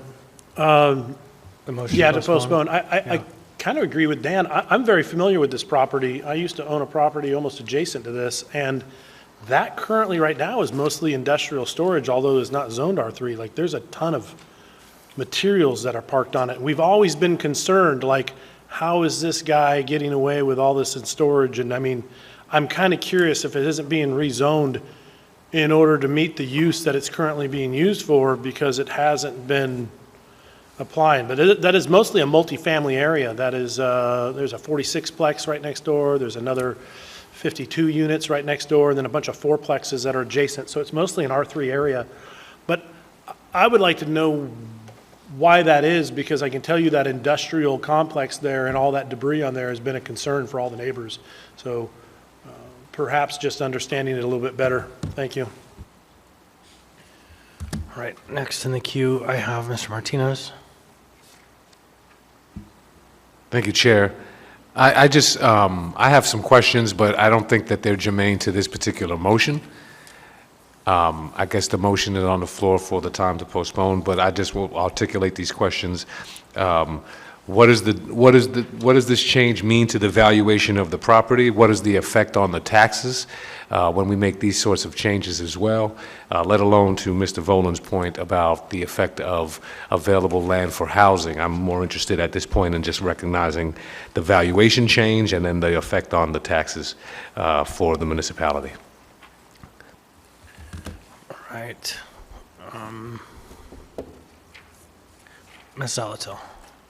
Thank you. I don't believe we received any communication from the Midtown Community Council on this. This is firmly within their boundaries and actually close to a road project that they monitor quite closely. It does back up to an industrial parcel with special limitations, which is actually the adjacent parcel. So I'm actually not that surprised in the rezone because it is to an I-1 with special limitations. I will not be here for the meeting of the 13th. And I believe that Midtown Community Council, should they have any position on this, doesn't meet until the 14th of February. So I would say if you're going to postpone, you should postpone to the 27th, and I could support that. But if you feel like it needs to move faster than that, then you should go forward. And I just will vote against the motion. Thanks. Okay, so point of order, can I just amend or change my motion then, Mr. Chair, to be to the meeting of the 27th? If the second agrees. Member Raleigh, I believe, was the second. I think that's fine. Yep, the clerk says yes. Okay. So then it's to the second meeting in February.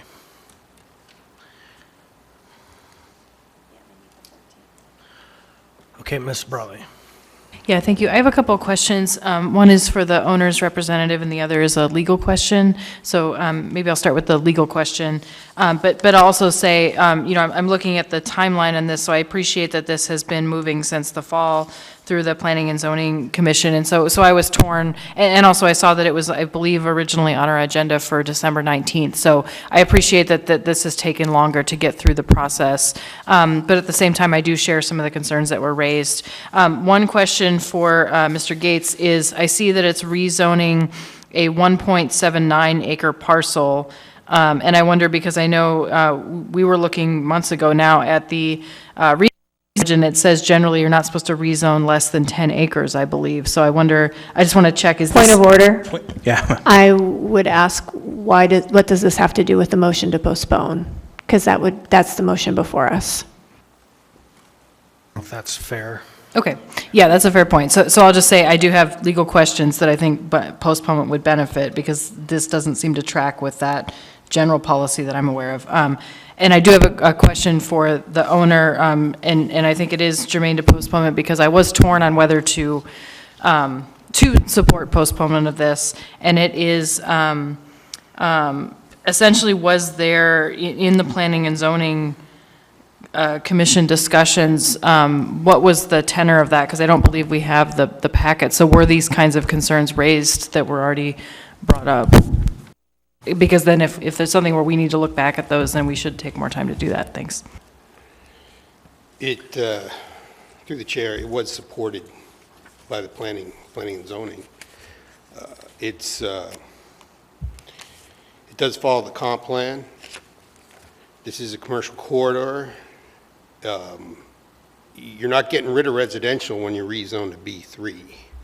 That's another point that was brought up. But this project was supported by the planning department. Thank you. Just to clarify more, were there any concerns raised about loss of residential zoning, or, as I mentioned, the relatively small area that's being rezoned, to your recollection? Through the chair, you're not going to be losing residential. You're allowed to put multifamily in B3 zoning. I mean, there's other issues with this parcel. Okay, so I think not maybe the zoning. we've run far afield from the question about postponement and getting to the merits questions. So don't go far. I have a question for you when it's my turn. Yeah, so I'll end there, because I do appreciate the point. I think just to say I am torn, because I don't want to hold this up, because I understand it's been in process, but also I think there's a lot of questions that would merit postponement. Thank you. Mr. Colhase. Thank you. I'm not sure if this is germane to the motion to postpone, although if we wait, he won't be able to speak. But Mr. Lyon is on the phone if people had specific questions about this. Thank you. All right, Ms. Bronga.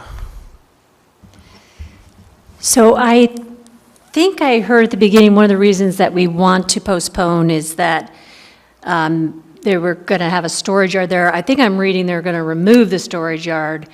To me, it's a pretty industrial area. If you're removing this storage yard that might be unsightly, I can't see that that sounds so bad. And if B3 could eventually be put housing on that, fine. But we also need industrial places in this city, so I don't want to postpone it. Thank you. So I have myself in the queue. Why don't you come on back? I have a question for you, Mr. Callahan. No one's asked you, what happens with your timelines? How does this fix? You've been working on this a long time. So what happens if there is a delay of another month? I'd rather not have the delay. Right. Through the chair. Yeah, I'd rather not have the delay. I get that. What are the impacts, though? Like, what happens if?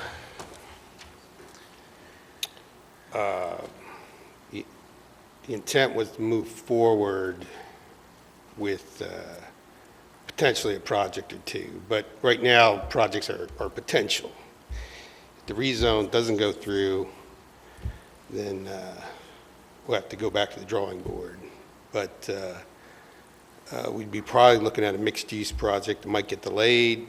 Being delayed another month, probably not be that big of a deal. Just another meeting I'll have to go to. Right, I get that, more money for your building client. So, okay, then you don't have plans that are going through the hopper that would be delayed for a building year if this is delayed a month or two?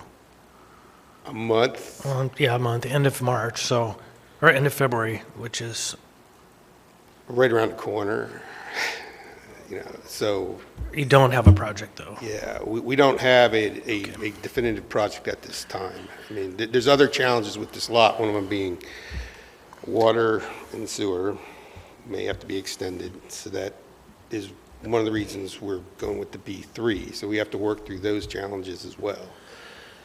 Right, and you can't really do that unless you have the underlying zoning to understand what you can achieve. Okay, well, I think for me, that's actually sufficient to support proceeding tonight, and I don't think I'm supportive of the motion. Thank you.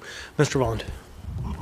Thank you, Mr. Chair. So, yeah, to Member Branga's point, I think I read this the inverse. A storage yard is not a permitted use within the B3 district. They're requesting a rezone to B3, and so that rezoning will be effective upon the removal of the storage yard use.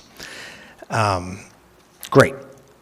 I guess I just, maybe on the motion to postpone, would welcome to hear from Mr. Lyon. I guess, is the planning department supportive of this? Why? What are the pros and cons of a rezone from R3 to B3? It's murky, but it's I need to know because I'm vacillating then on whether I would postpone or not. Mr. Lyons, I hear you're on the phone. Hello, Mr. Chair. I'm available for questions. Did you hear the question? Elizabeth, I did. Elizabeth Appleby, this is her case. Unfortunately, she was not feeling well today, so I'm pinch hitting for her. This is an area that has never had residential property on it. I've looked at every overhead photo back to the 30s, and it's never been residential. The B3 gives it more capability of doing some other mixed uses there. We did send out notices to the community councils and Midtown, Campbell Park, and Tudor area, and received no comments from them, and also no public comments. So we are definitely supportive of this because it still allows that mixed use, but it's something that gives them the flexibility, the owner the flexibility for future development. Okay. Mr. Chair, we're going to withdraw our motion to postpone. All right, fair enough. Thank you. The motion has been withdrawn. The main motion is before us. Mr. Cross.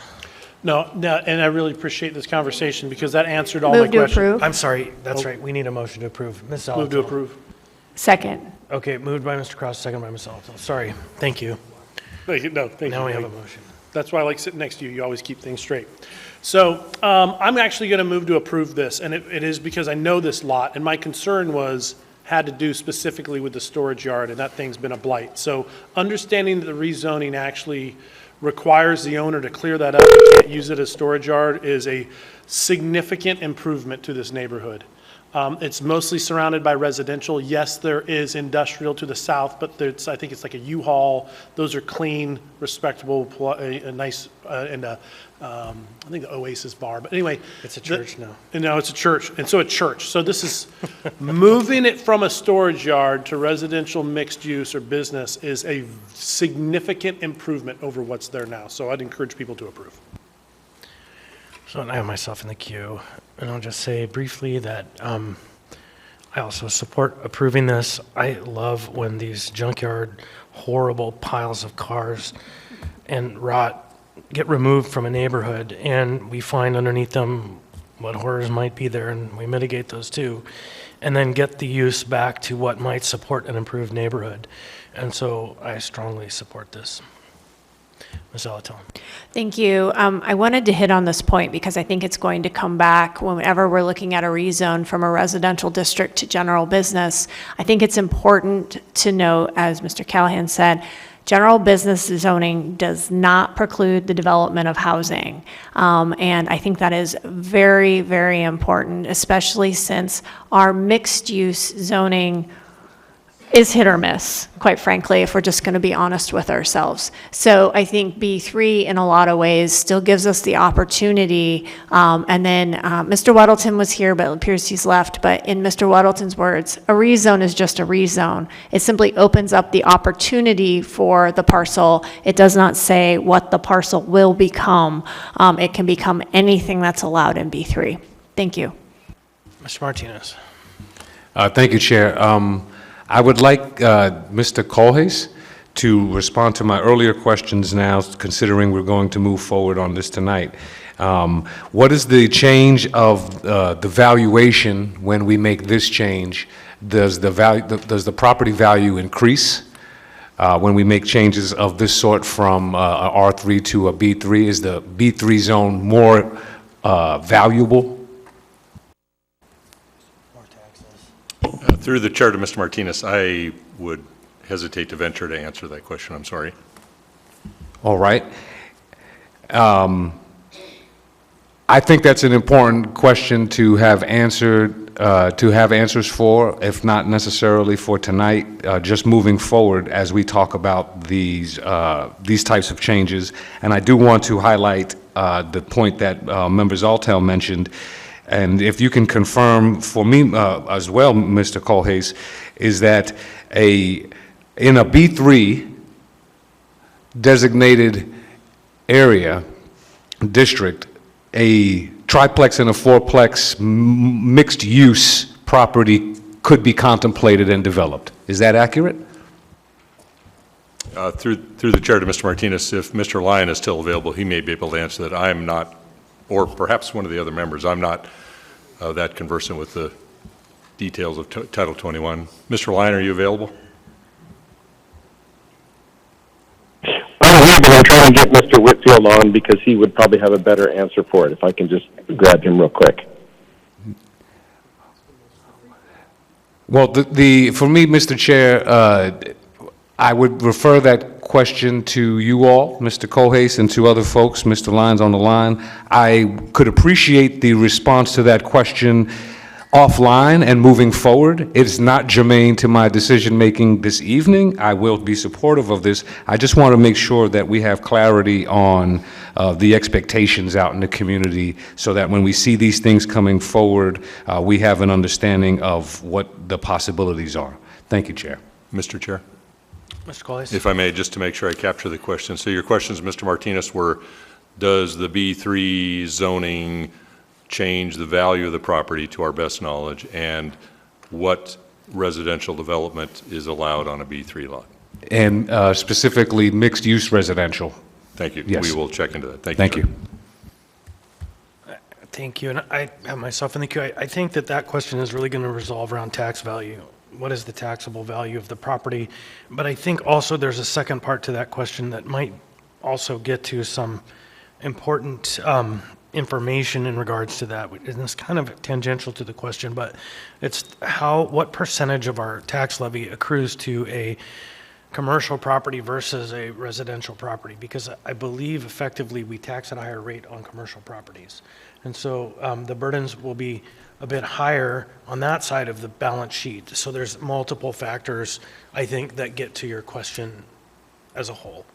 So, Ms. Brawley. Yeah, thank you. And thank you, Member Zolotel, for pointing us to the planning and zoning packet. I was just looking through it. I do have a question, and it has to do with the storage yard. So it was on page 6 of the P&Z packet. It says, it's responding to table 2 allowed uses. A storage yard is not a permitted use in B3. It was discussed during the pre-application process how the storage yard must be removed prior to the rezoning of the B3 district. The department recommends addressing this with an effective clause for the storage yard to be removed before the rezoning takes effect. So, question for Mr. Callahan, is or was the storage yard removed? I guess I'm asking because I want to make sure that if there needs to be an effective clause in what we're about to vote on, that it should be done. But was that already taken care of? The chair, no, it has not been taken care of yet. The owner is looking for another parcel, actually. He's potentially in negotiations with a parcel in another area of town, industrially zoned, to move some of the stuff that's on the lot. The other idea is, of course, to take the stuff to a junkyard. So he inherited this property, so it's kind of a unique situation. So the plan is to eventually do something with it. He does work on a slope, so he's not in town a lot, but he is, moving forward towards improving the lot and eventually trying to do some sort of development, whether it's mixed use or, a small building or two or something to store environmental stuff in. So. Okay, yeah, thank you. And I appreciate the interest in improving the property, and I understand dealing with junk yards or storage yards is challenging. So then I guess I don't have an amendment prepared, but I wonder if it's possible to amend the effective clause to require that the storage yard, that the rezoning would be effective when the storage yard is removed. That's the intent. Yes, and so I wonder if I could turn to council for wording of that, or what that, it is. Oh, I'm sorry, okay, then I totally missed it. Okay, well, thank you for indulging me, and I will not move an amendment that is already taken care of in the item. Thank you. See anyone else in the queue on this item? Members may proceed to vote. Mr. Perez-Verdia? Yes.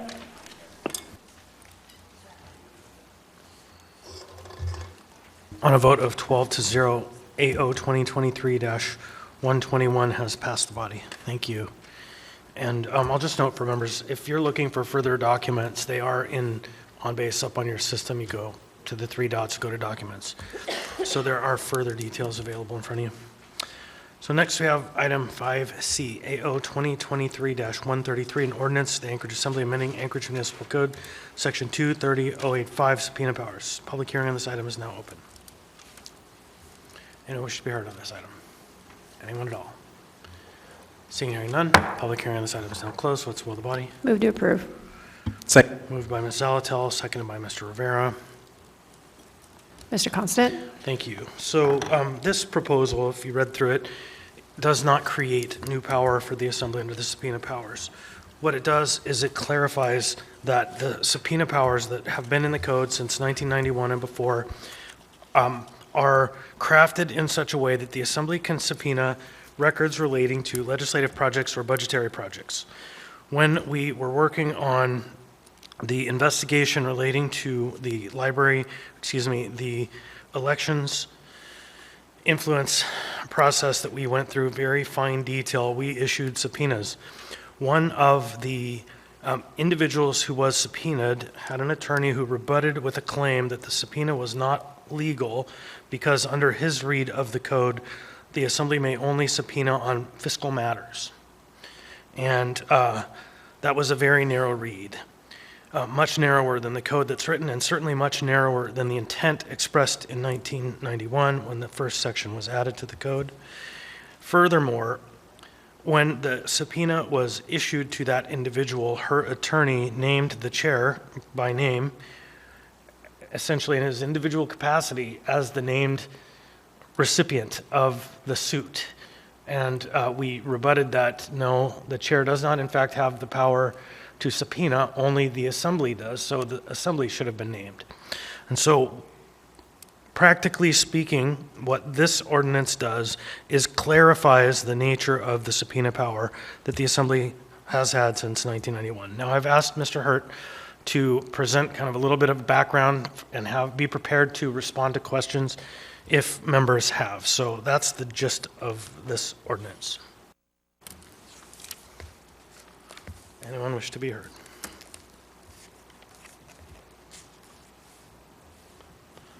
Mr. Myers. I guess I have a question, Mr. Chair, and I'm not sure who would be best to answer it, but is this in line with other cities and municipalities throughout the country, other city councils? Mr. Hurt.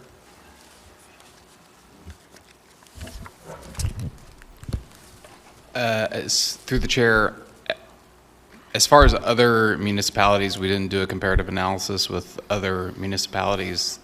The main focus was the intent of the original drafters of this provision of code was to provide for subpoena powers consistent with what the state legislature has, and so that's really the model we were working off of.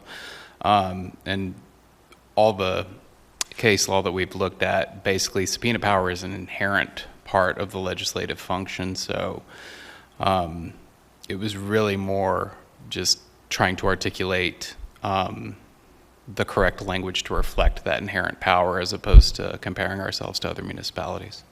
Okay, maybe not nationwide, then what about other cities in the state of Alaska? Again, through the chair, I didn't look at other municipalities through the state of Alaska. I only looked at the state legislature.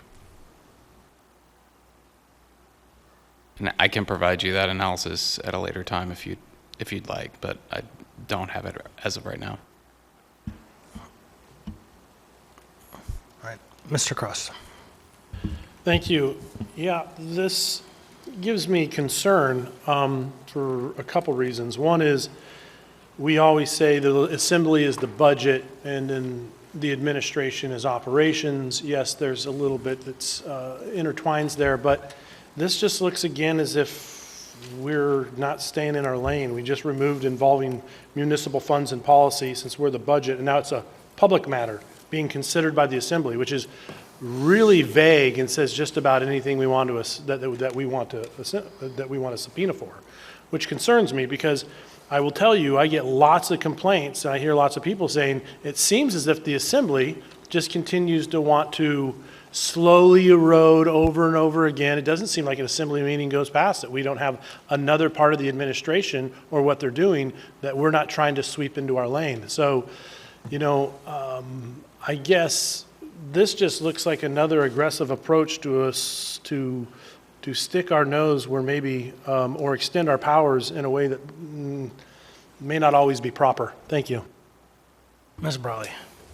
Yeah, thank you. I actually had the opposite reading of this, and I was interested months ago to discover that our subpoena power was created in 1991 because there was a member of the public who was concerned that it was a new thing. So I had gone back to this code not knowing a lot of detail about it.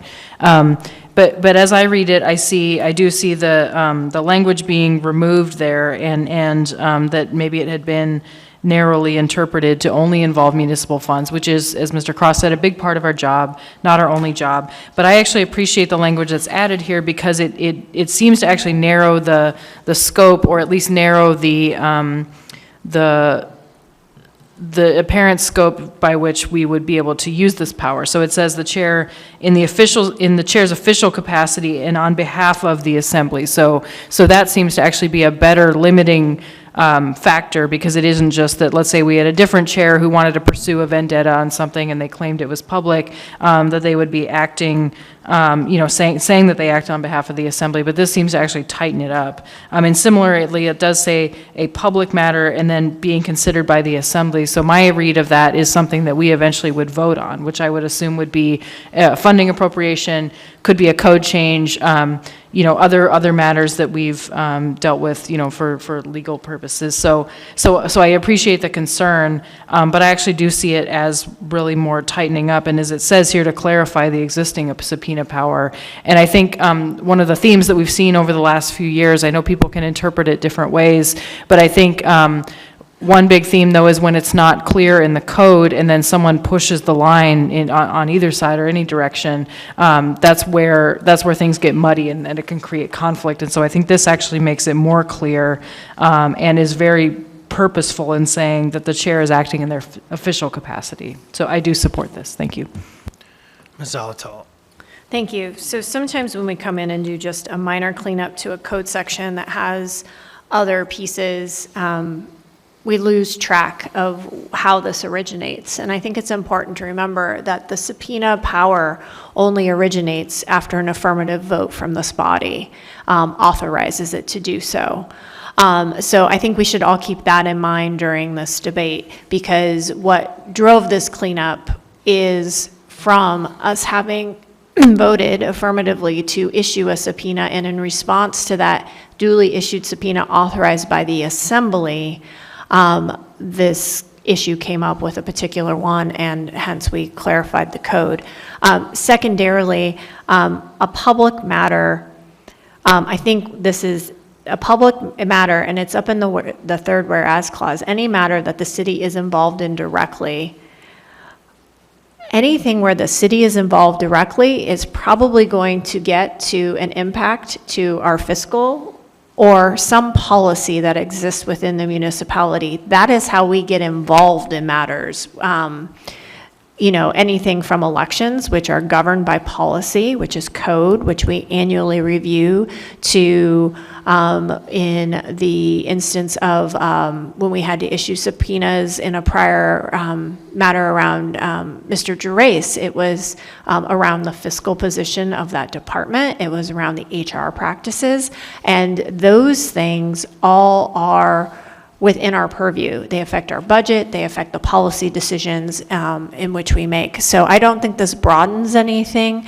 It just simply allows there from being an over narrow reading, which could result in, frankly, a legal fight and a lot of money spent, probably to result in what I think is a fair reading, which is nearly every public matter involves either our policies, because it's our code, or municipal funds. I don't think this is in any way chipping away at any powers within the mayor. And I believe the mayor still continues to hold his veto power on a resolution, which would include a resolution authorizing a subpoena.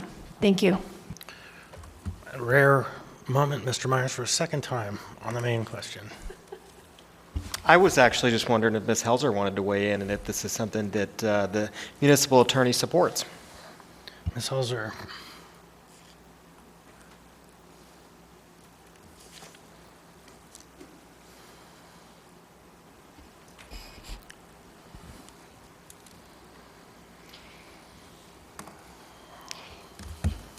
This would ultimately end up in the court system if, in other words, if somebody was served a subpoena, rejected the subpoena, they would have to go to the court system to raise any objections if they had them. So this would still allow for somebody to raise privileges, attorney-client privileges, deliberative process privileges. It doesn't preclude that. So while the subpoena could be issued, it doesn't prevent somebody from raising privilege and then the possibility of taking that up in the Superior Court. So there is no real objection coming from the municipal attorney's office on this particular item. Thank you. Thank you, Ms. Helzer. So I have myself in the queue for one last bite, and just to read, you know, everyone loves to beat on Portland, but Portland's city government 3.04.010 legislative subpoena power for the purpose of compelling the attendance of witnesses or the production of records. The council may by resolution direct the mayor or the auditor to issue a subpoena. So the power exists in other communities. We're not alone. And I really want to stress that this is not extending anything. It's really clarifying what it's saying. And if you find yourself in the chair of this body someday, you will want this, that the subpoena is not on your personal capacity, so you don't have to hire an attorney in your personal capacity to defend yourself, but rather it's the assembly's subpoena, and it clarifies that it is not simply on financial matters. I will note that our powers do not only address financial policy. We set the policy for the municipality. We are the steward of the charter. We draft and approve the code. We are in charge of elections. There are a number of areas that are outside of the FISC that are our duties that are important for us to be mindful of as we implement our oath. Mr. Rivera. Yeah, thanks, Mr. Chair. So I got on the queue because I saw a familiar name in the ordinance as I was scanning through it again, our good friend for some of us who've served a little longer, Mr. Dyson.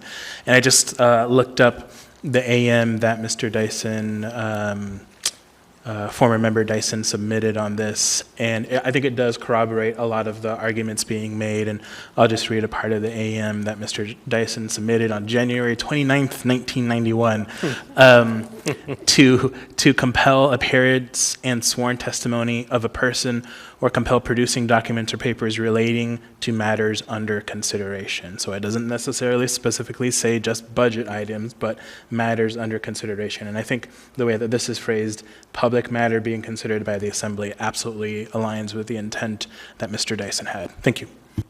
You know, and that really does, what is the difference? Why is the word a public matter there? And that's because it is really clear that the Assembly cannot issue subpoenas on private matters of individuals in their business and life outside of our business. And so the word public is very important to understand its context in this question. It is only for the public's business that we have this power. With that, if there's anyone else, seeing and hearing none, members may proceed to vote.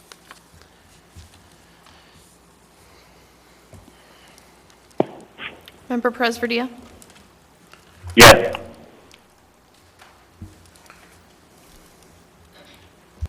On a vote of 12-0, AO 2023-133 has passed the body.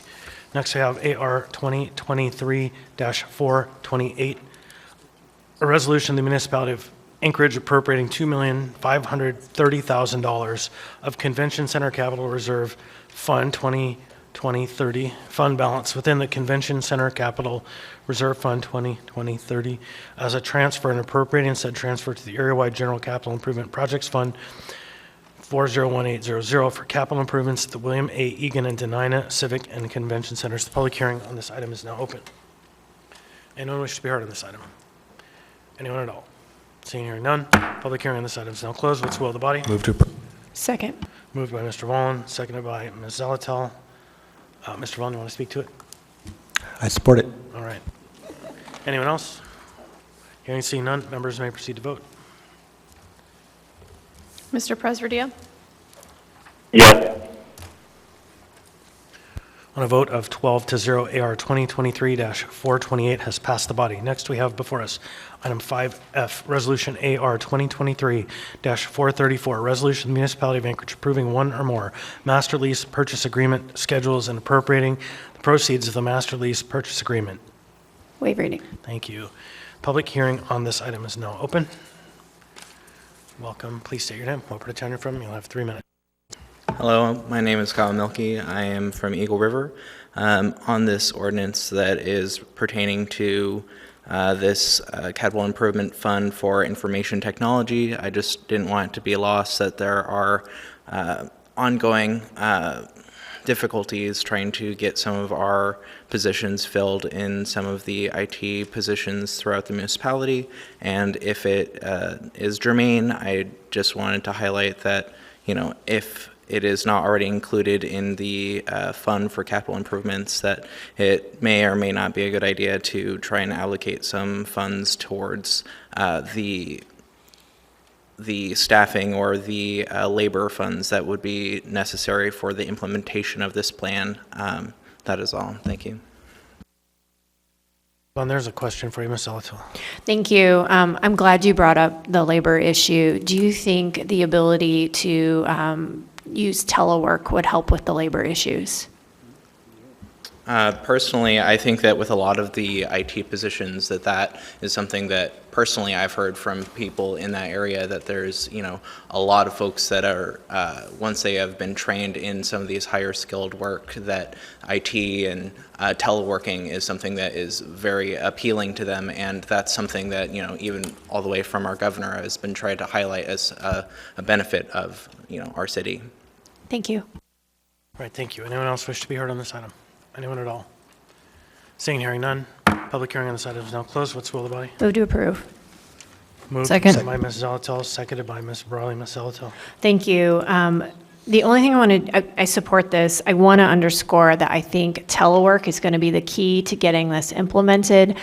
We recently passed additional labor guidance. I hope the administration takes that guidance, particularly our requests to open up current labor contracts. AMEA, I think, is at the heart of this is that workforce, because it's my understanding that if we want to implement this in as streamlined of a way as possible, we really are going to need the appropriate workforce. And I really don't want this to become another SAP issue, especially if it's in our power to prevent it. Thank you. Ms. Bradley. Yeah, thank you. And I also support this. I was just hoping that from the administration, Mr. Thurn could maybe briefly speak to and remind the members. And I mention this because this does have to do with SAP. We know that that has been a long saga, and this is not a continuation of that prior dysfunction. But maybe you can just clarify what this is for. And I know you've briefed us before on this, but maybe just briefly reiterating. Thank you. Through the chair, Member Brawley. This is kind of a multi-phase thing. The SAP for quite some time, even when we went live, had their HANA or HEC, S4 HANA, it goes by a variety of names. That technology has been out there for quite some time. They've now given their clients an end date of when they're no longer going to be supporting the current system. So all users across the country are in the process of trying to find some system implementers to help them move the system. There are some changes to a new database, mainly in the finance side of the equation, but it has impacts to purchasing as well as HR. So this money is basically, the intent here is that the IT department would put out an RFP here, hopefully real soon, find a system implementer to assist the IT department in planning, designing, testing, implementing all of this process over probably a couple of years. To be able to do this, and approximately $3 million of this $5 million is allocated towards that effort of paying those bills for those consultants that would be working on it, and then $2 million, once you're in this new system, we require to have additional licenses, and it's $1 million in 2 different years to be able to do that. So the money needs to be identified. We need assistance. We cannot do this internally by ourselves, similar to I would say it's significantly smaller than we went from PeopleSoft to SAP, but this is also much more time-consuming and difficult than our normal fourth quarter payroll tax upgrades and so forth. This is going to be a fairly significant lift and a requirement on municipal time and departments. And we want to be at the front end of this to try to get the highest quality consultants that would be able to help us, because as you get closer to the deadline of 2027, then many other entities out there are trying to do the exact same thing, and you're left with the workforce with skills out there. So we're really trying to push to get this going so we can get in the queue and get the best consultants possible. Yeah, thank you. So just to reiterate, this is it was planned, and essentially it's necessary. And to use the clumsy analogy of when you have to upgrade your computer, you need to move to the new version of Windows. You may not want to do that. You may like Windows 98, but you got to move on. So this is really the large version of that. So I just want to be very clear, because I know this community has had not a great experience with SAP implementation. This is not that, to my understanding. So I urge your support. Thanks. Thank you, and I'll just conclude and say Ms. Zolotel suggested we don't want an SAP issue. This is an SAP issue, but it's one we have to manage. And thankfully, the one who helped us get through the nightmare of SAP continues to serve the municipality. With that, members may proceed to vote. Mr. Presverdia? Yes.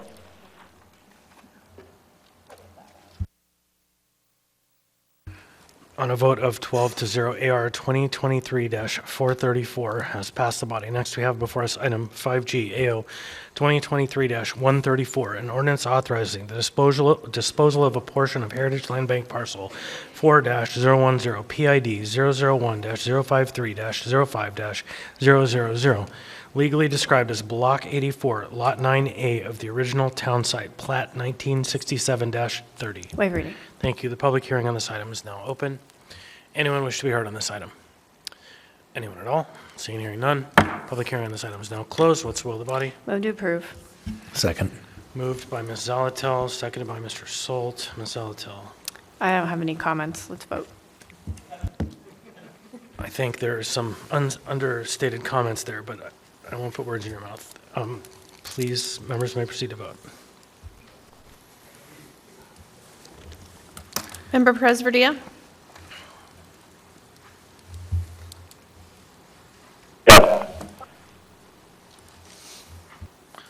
On a vote of 12 to 0, AO 2023-134 has passed the body. Next item, we have item 5H, ordinance number AO 2023-135, an ordinance authorizing a 5-year lease extension to Alascom Inc., doing business as AT&T Alaska for Heritage Land Bank parcels 6-050, 6-049, and a portion of 6-048. Waive reading. Thank you. The public hearing on this item is now open. Anyone wish to be heard on this item? Anyone at all? Seeing and hearing none, public hearing on this item is now closed. What's the will of the body? Move to approve. Second. Moved by Ms. Zalatel, seconded by Mr. Solt. Any discussion? Hearing and seeing none, members may proceed to vote. Member Presverdia? Yes. On a vote of 12 to 0, AO 2023-135 has passed the body. That moves us to audience participation. Welcome. Please state your name, what part of town you're from. You'll have 3 minutes. The microphone is off. Irene Queednow, Sand Lake. Housing first by itself does not work. I'll give you a real life example. If you do housing, you need commitment, you need support services. Otherwise, it doesn't work. I live in an 8-plex.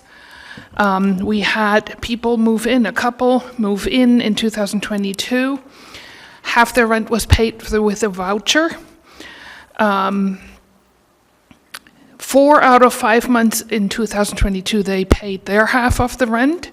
In 2023, they were another 8 months there. They only paid 2 of those months their own rent, the part that they are supposed to pay.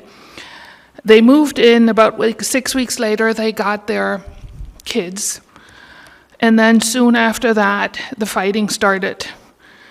And I'm not saying this to bash the people. I'm trying to make the point that if there's no other support, the housing doesn't change things.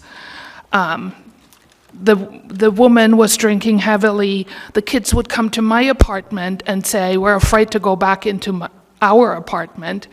And I had to stand with them outside, and I had to call the police because they would refuse to go back into the apartment because there was fighting going on. We had the police there so many times, not because the tenants called them, a few times we did, but most of the time because the couple called the police on each other. As I said, the lady was drinking heavily. They didn't know how to resolve the conflict. Even with people there, they didn't know how to resolve the conflict. And that shows me the fact that they had the housing didn't change their situation. The housing didn't help them. They needed support services to make it work. I like Ms. Bronga's idea of the commitment, that they are invested in taking this golden opportunity. It cost a lot of money, and they did not take advantage of that.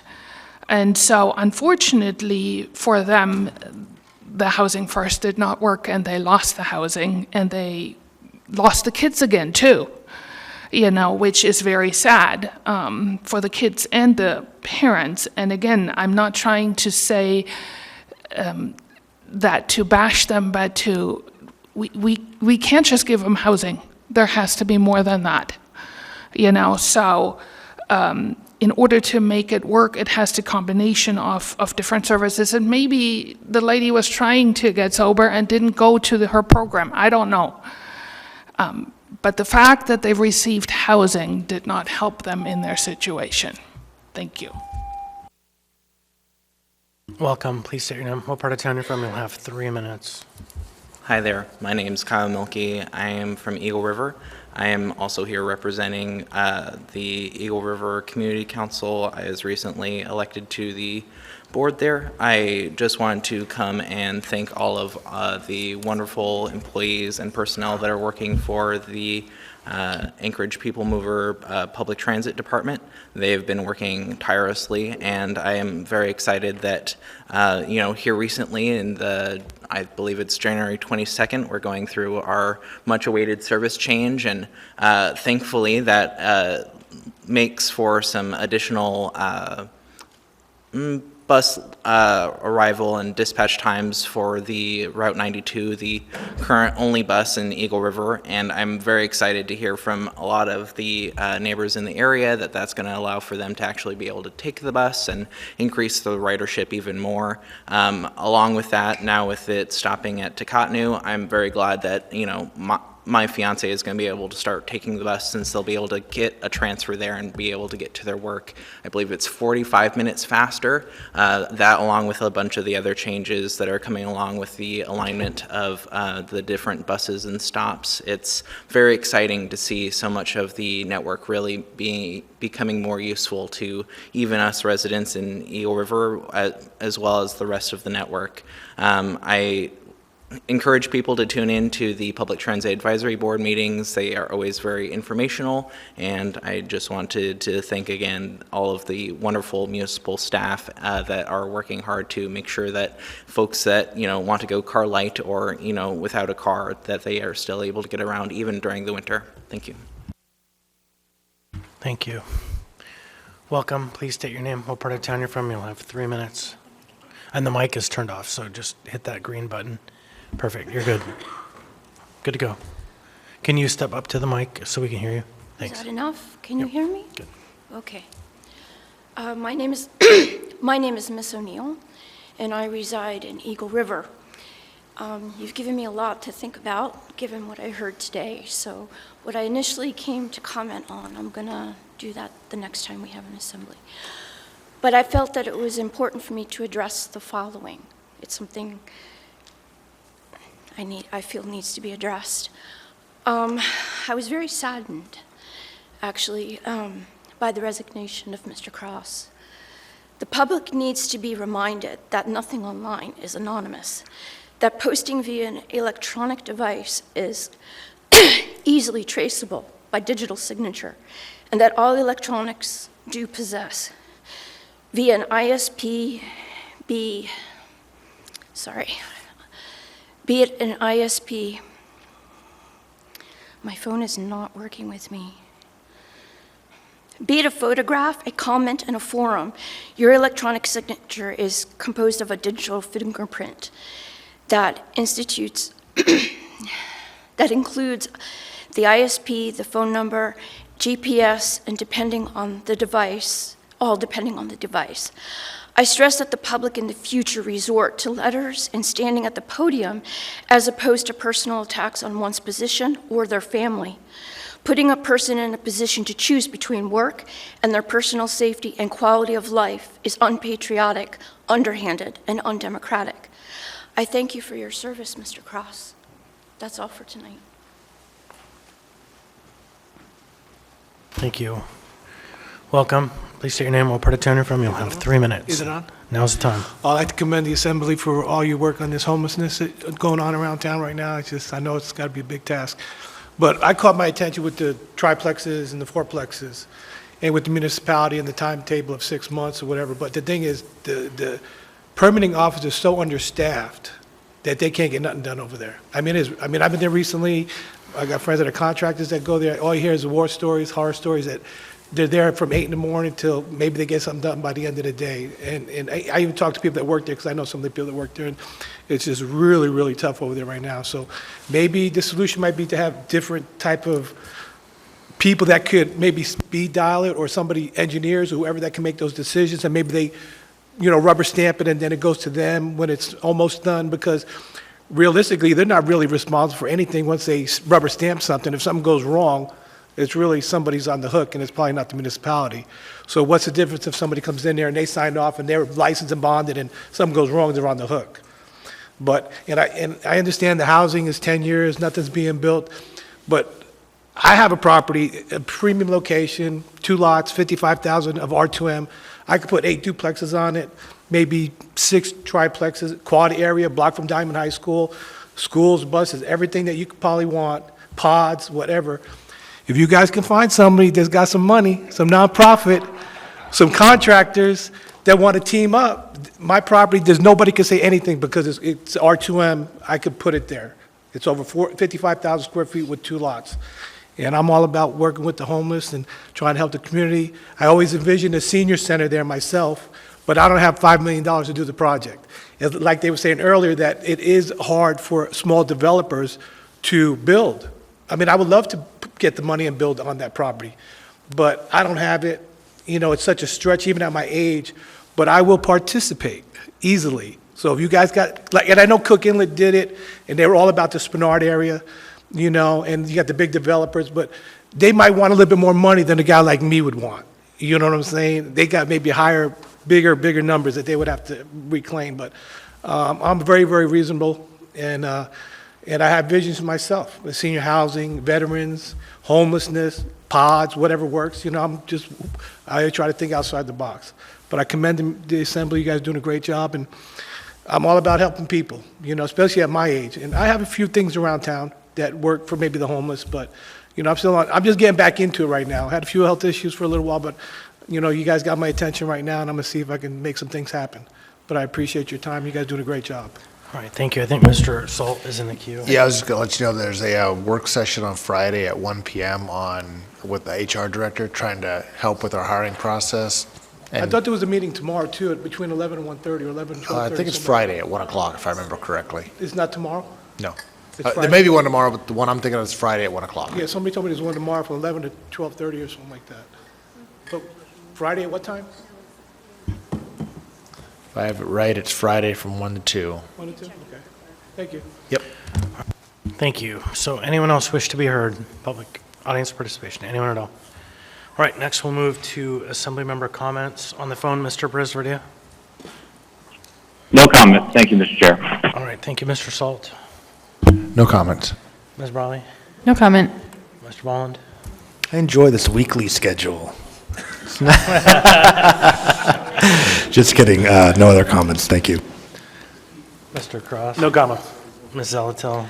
I do have some comments. So I think it's really important to highlight that today, tomorrow, and the day after is the opportunity to give public comment on the Eklutna Draft Fish and Wildlife Program. Public meeting tomorrow, January 17th, is at the Arctic Rec Center from 2 to 4 and 6 to 8 p.m.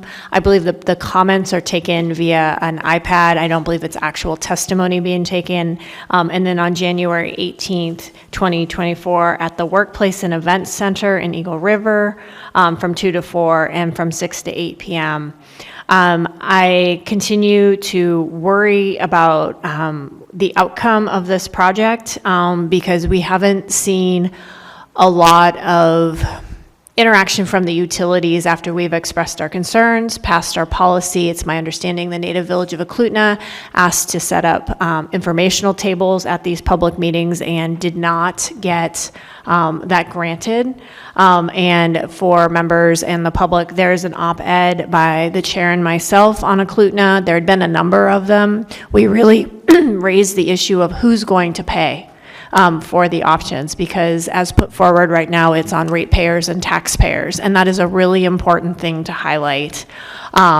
So we're going to keep this Eklutna River Restoration Project at the forefront and continue to have the conversation, realizing that the time for the public to weigh in is coming to a close in mid-February.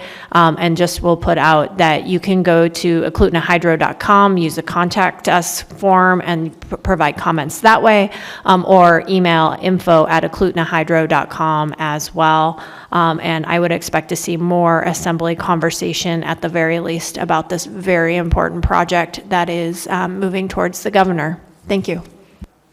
Thank you. Mr. Johnson? No comment. Ms. Braga? I wanted to announce Arctic Winter Games will be happening in the Mat-Su in March, and they are having a volunteer event January 23rd. It is such an amazing opportunity for young people.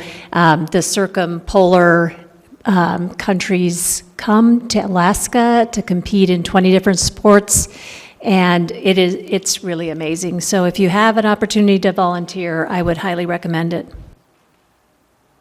Thank you, Ms. Bronga. Next, Mr. Rivera. Thank you. No comments. Mr. Martinez. Thank you, Chair. This past weekend, the community celebrated many events around the birthday of Dr. Martin Luther King Jr. Today is the National Day of Racial Healing, and resolutions were passed by this body. But I wanted to put a fine point on Dr. King's message for our community specifically. I believe Anchorage is a unique place, and the history of the uniqueness is all around us. And specifically with respect to Dr. King's beloved community, the bridge builders of Anchorage had a vision where Anchorage could be the first community without prejudice. The term beloved community is associated with Dr. King, and it represents a vision of a society where individuals are interconnected and bound together by mutual respect, understanding, and love. The beloved community is not just a state of social harmony, but it is a proactive pursuit of justice and equality. It involves addressing and rectifying social injustices, promoting nonviolent resistance to oppression, and fostering a spirit of inclusivity and compassion. In essence, the beloved community is an aspirational and transformative vision for creating a society based on love, justice, and mutual respect. Thank you, Chair. Hey, Mr. Martinez. Mr. Myers. Motion to adjourn? Hold on. Hold on. Out of order. I'll call for a vote. Two things. I'll be short. One, for public, the election filing period is open, and it opened last Friday, and it continues to the 26th of January at 5 p.m. So now is your chance.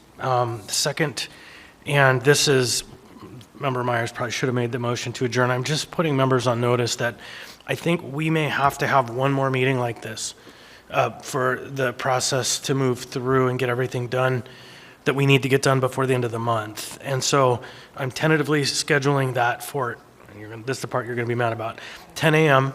on Saturday the 27th. And so if we get through our agenda on Tuesday, it won't be necessary. But if there are items that are outstanding, that's the plan. So I'm asking you all to check your calendars now, be available. We need a quorum in person, but we also can have some folks on the phone. It doesn't have to be everyone in the room. And so I just wanted to tell you all that in advance, so you probably should have moved to adjourn. On that note, thank you everybody for helping us get to this. Our next meeting, the key items that must pass that night are all the bond questions if they are to pass. Otherwise, the ship has sailed for the year. Thank you, everybody. Move to adjourn. We are adjourned.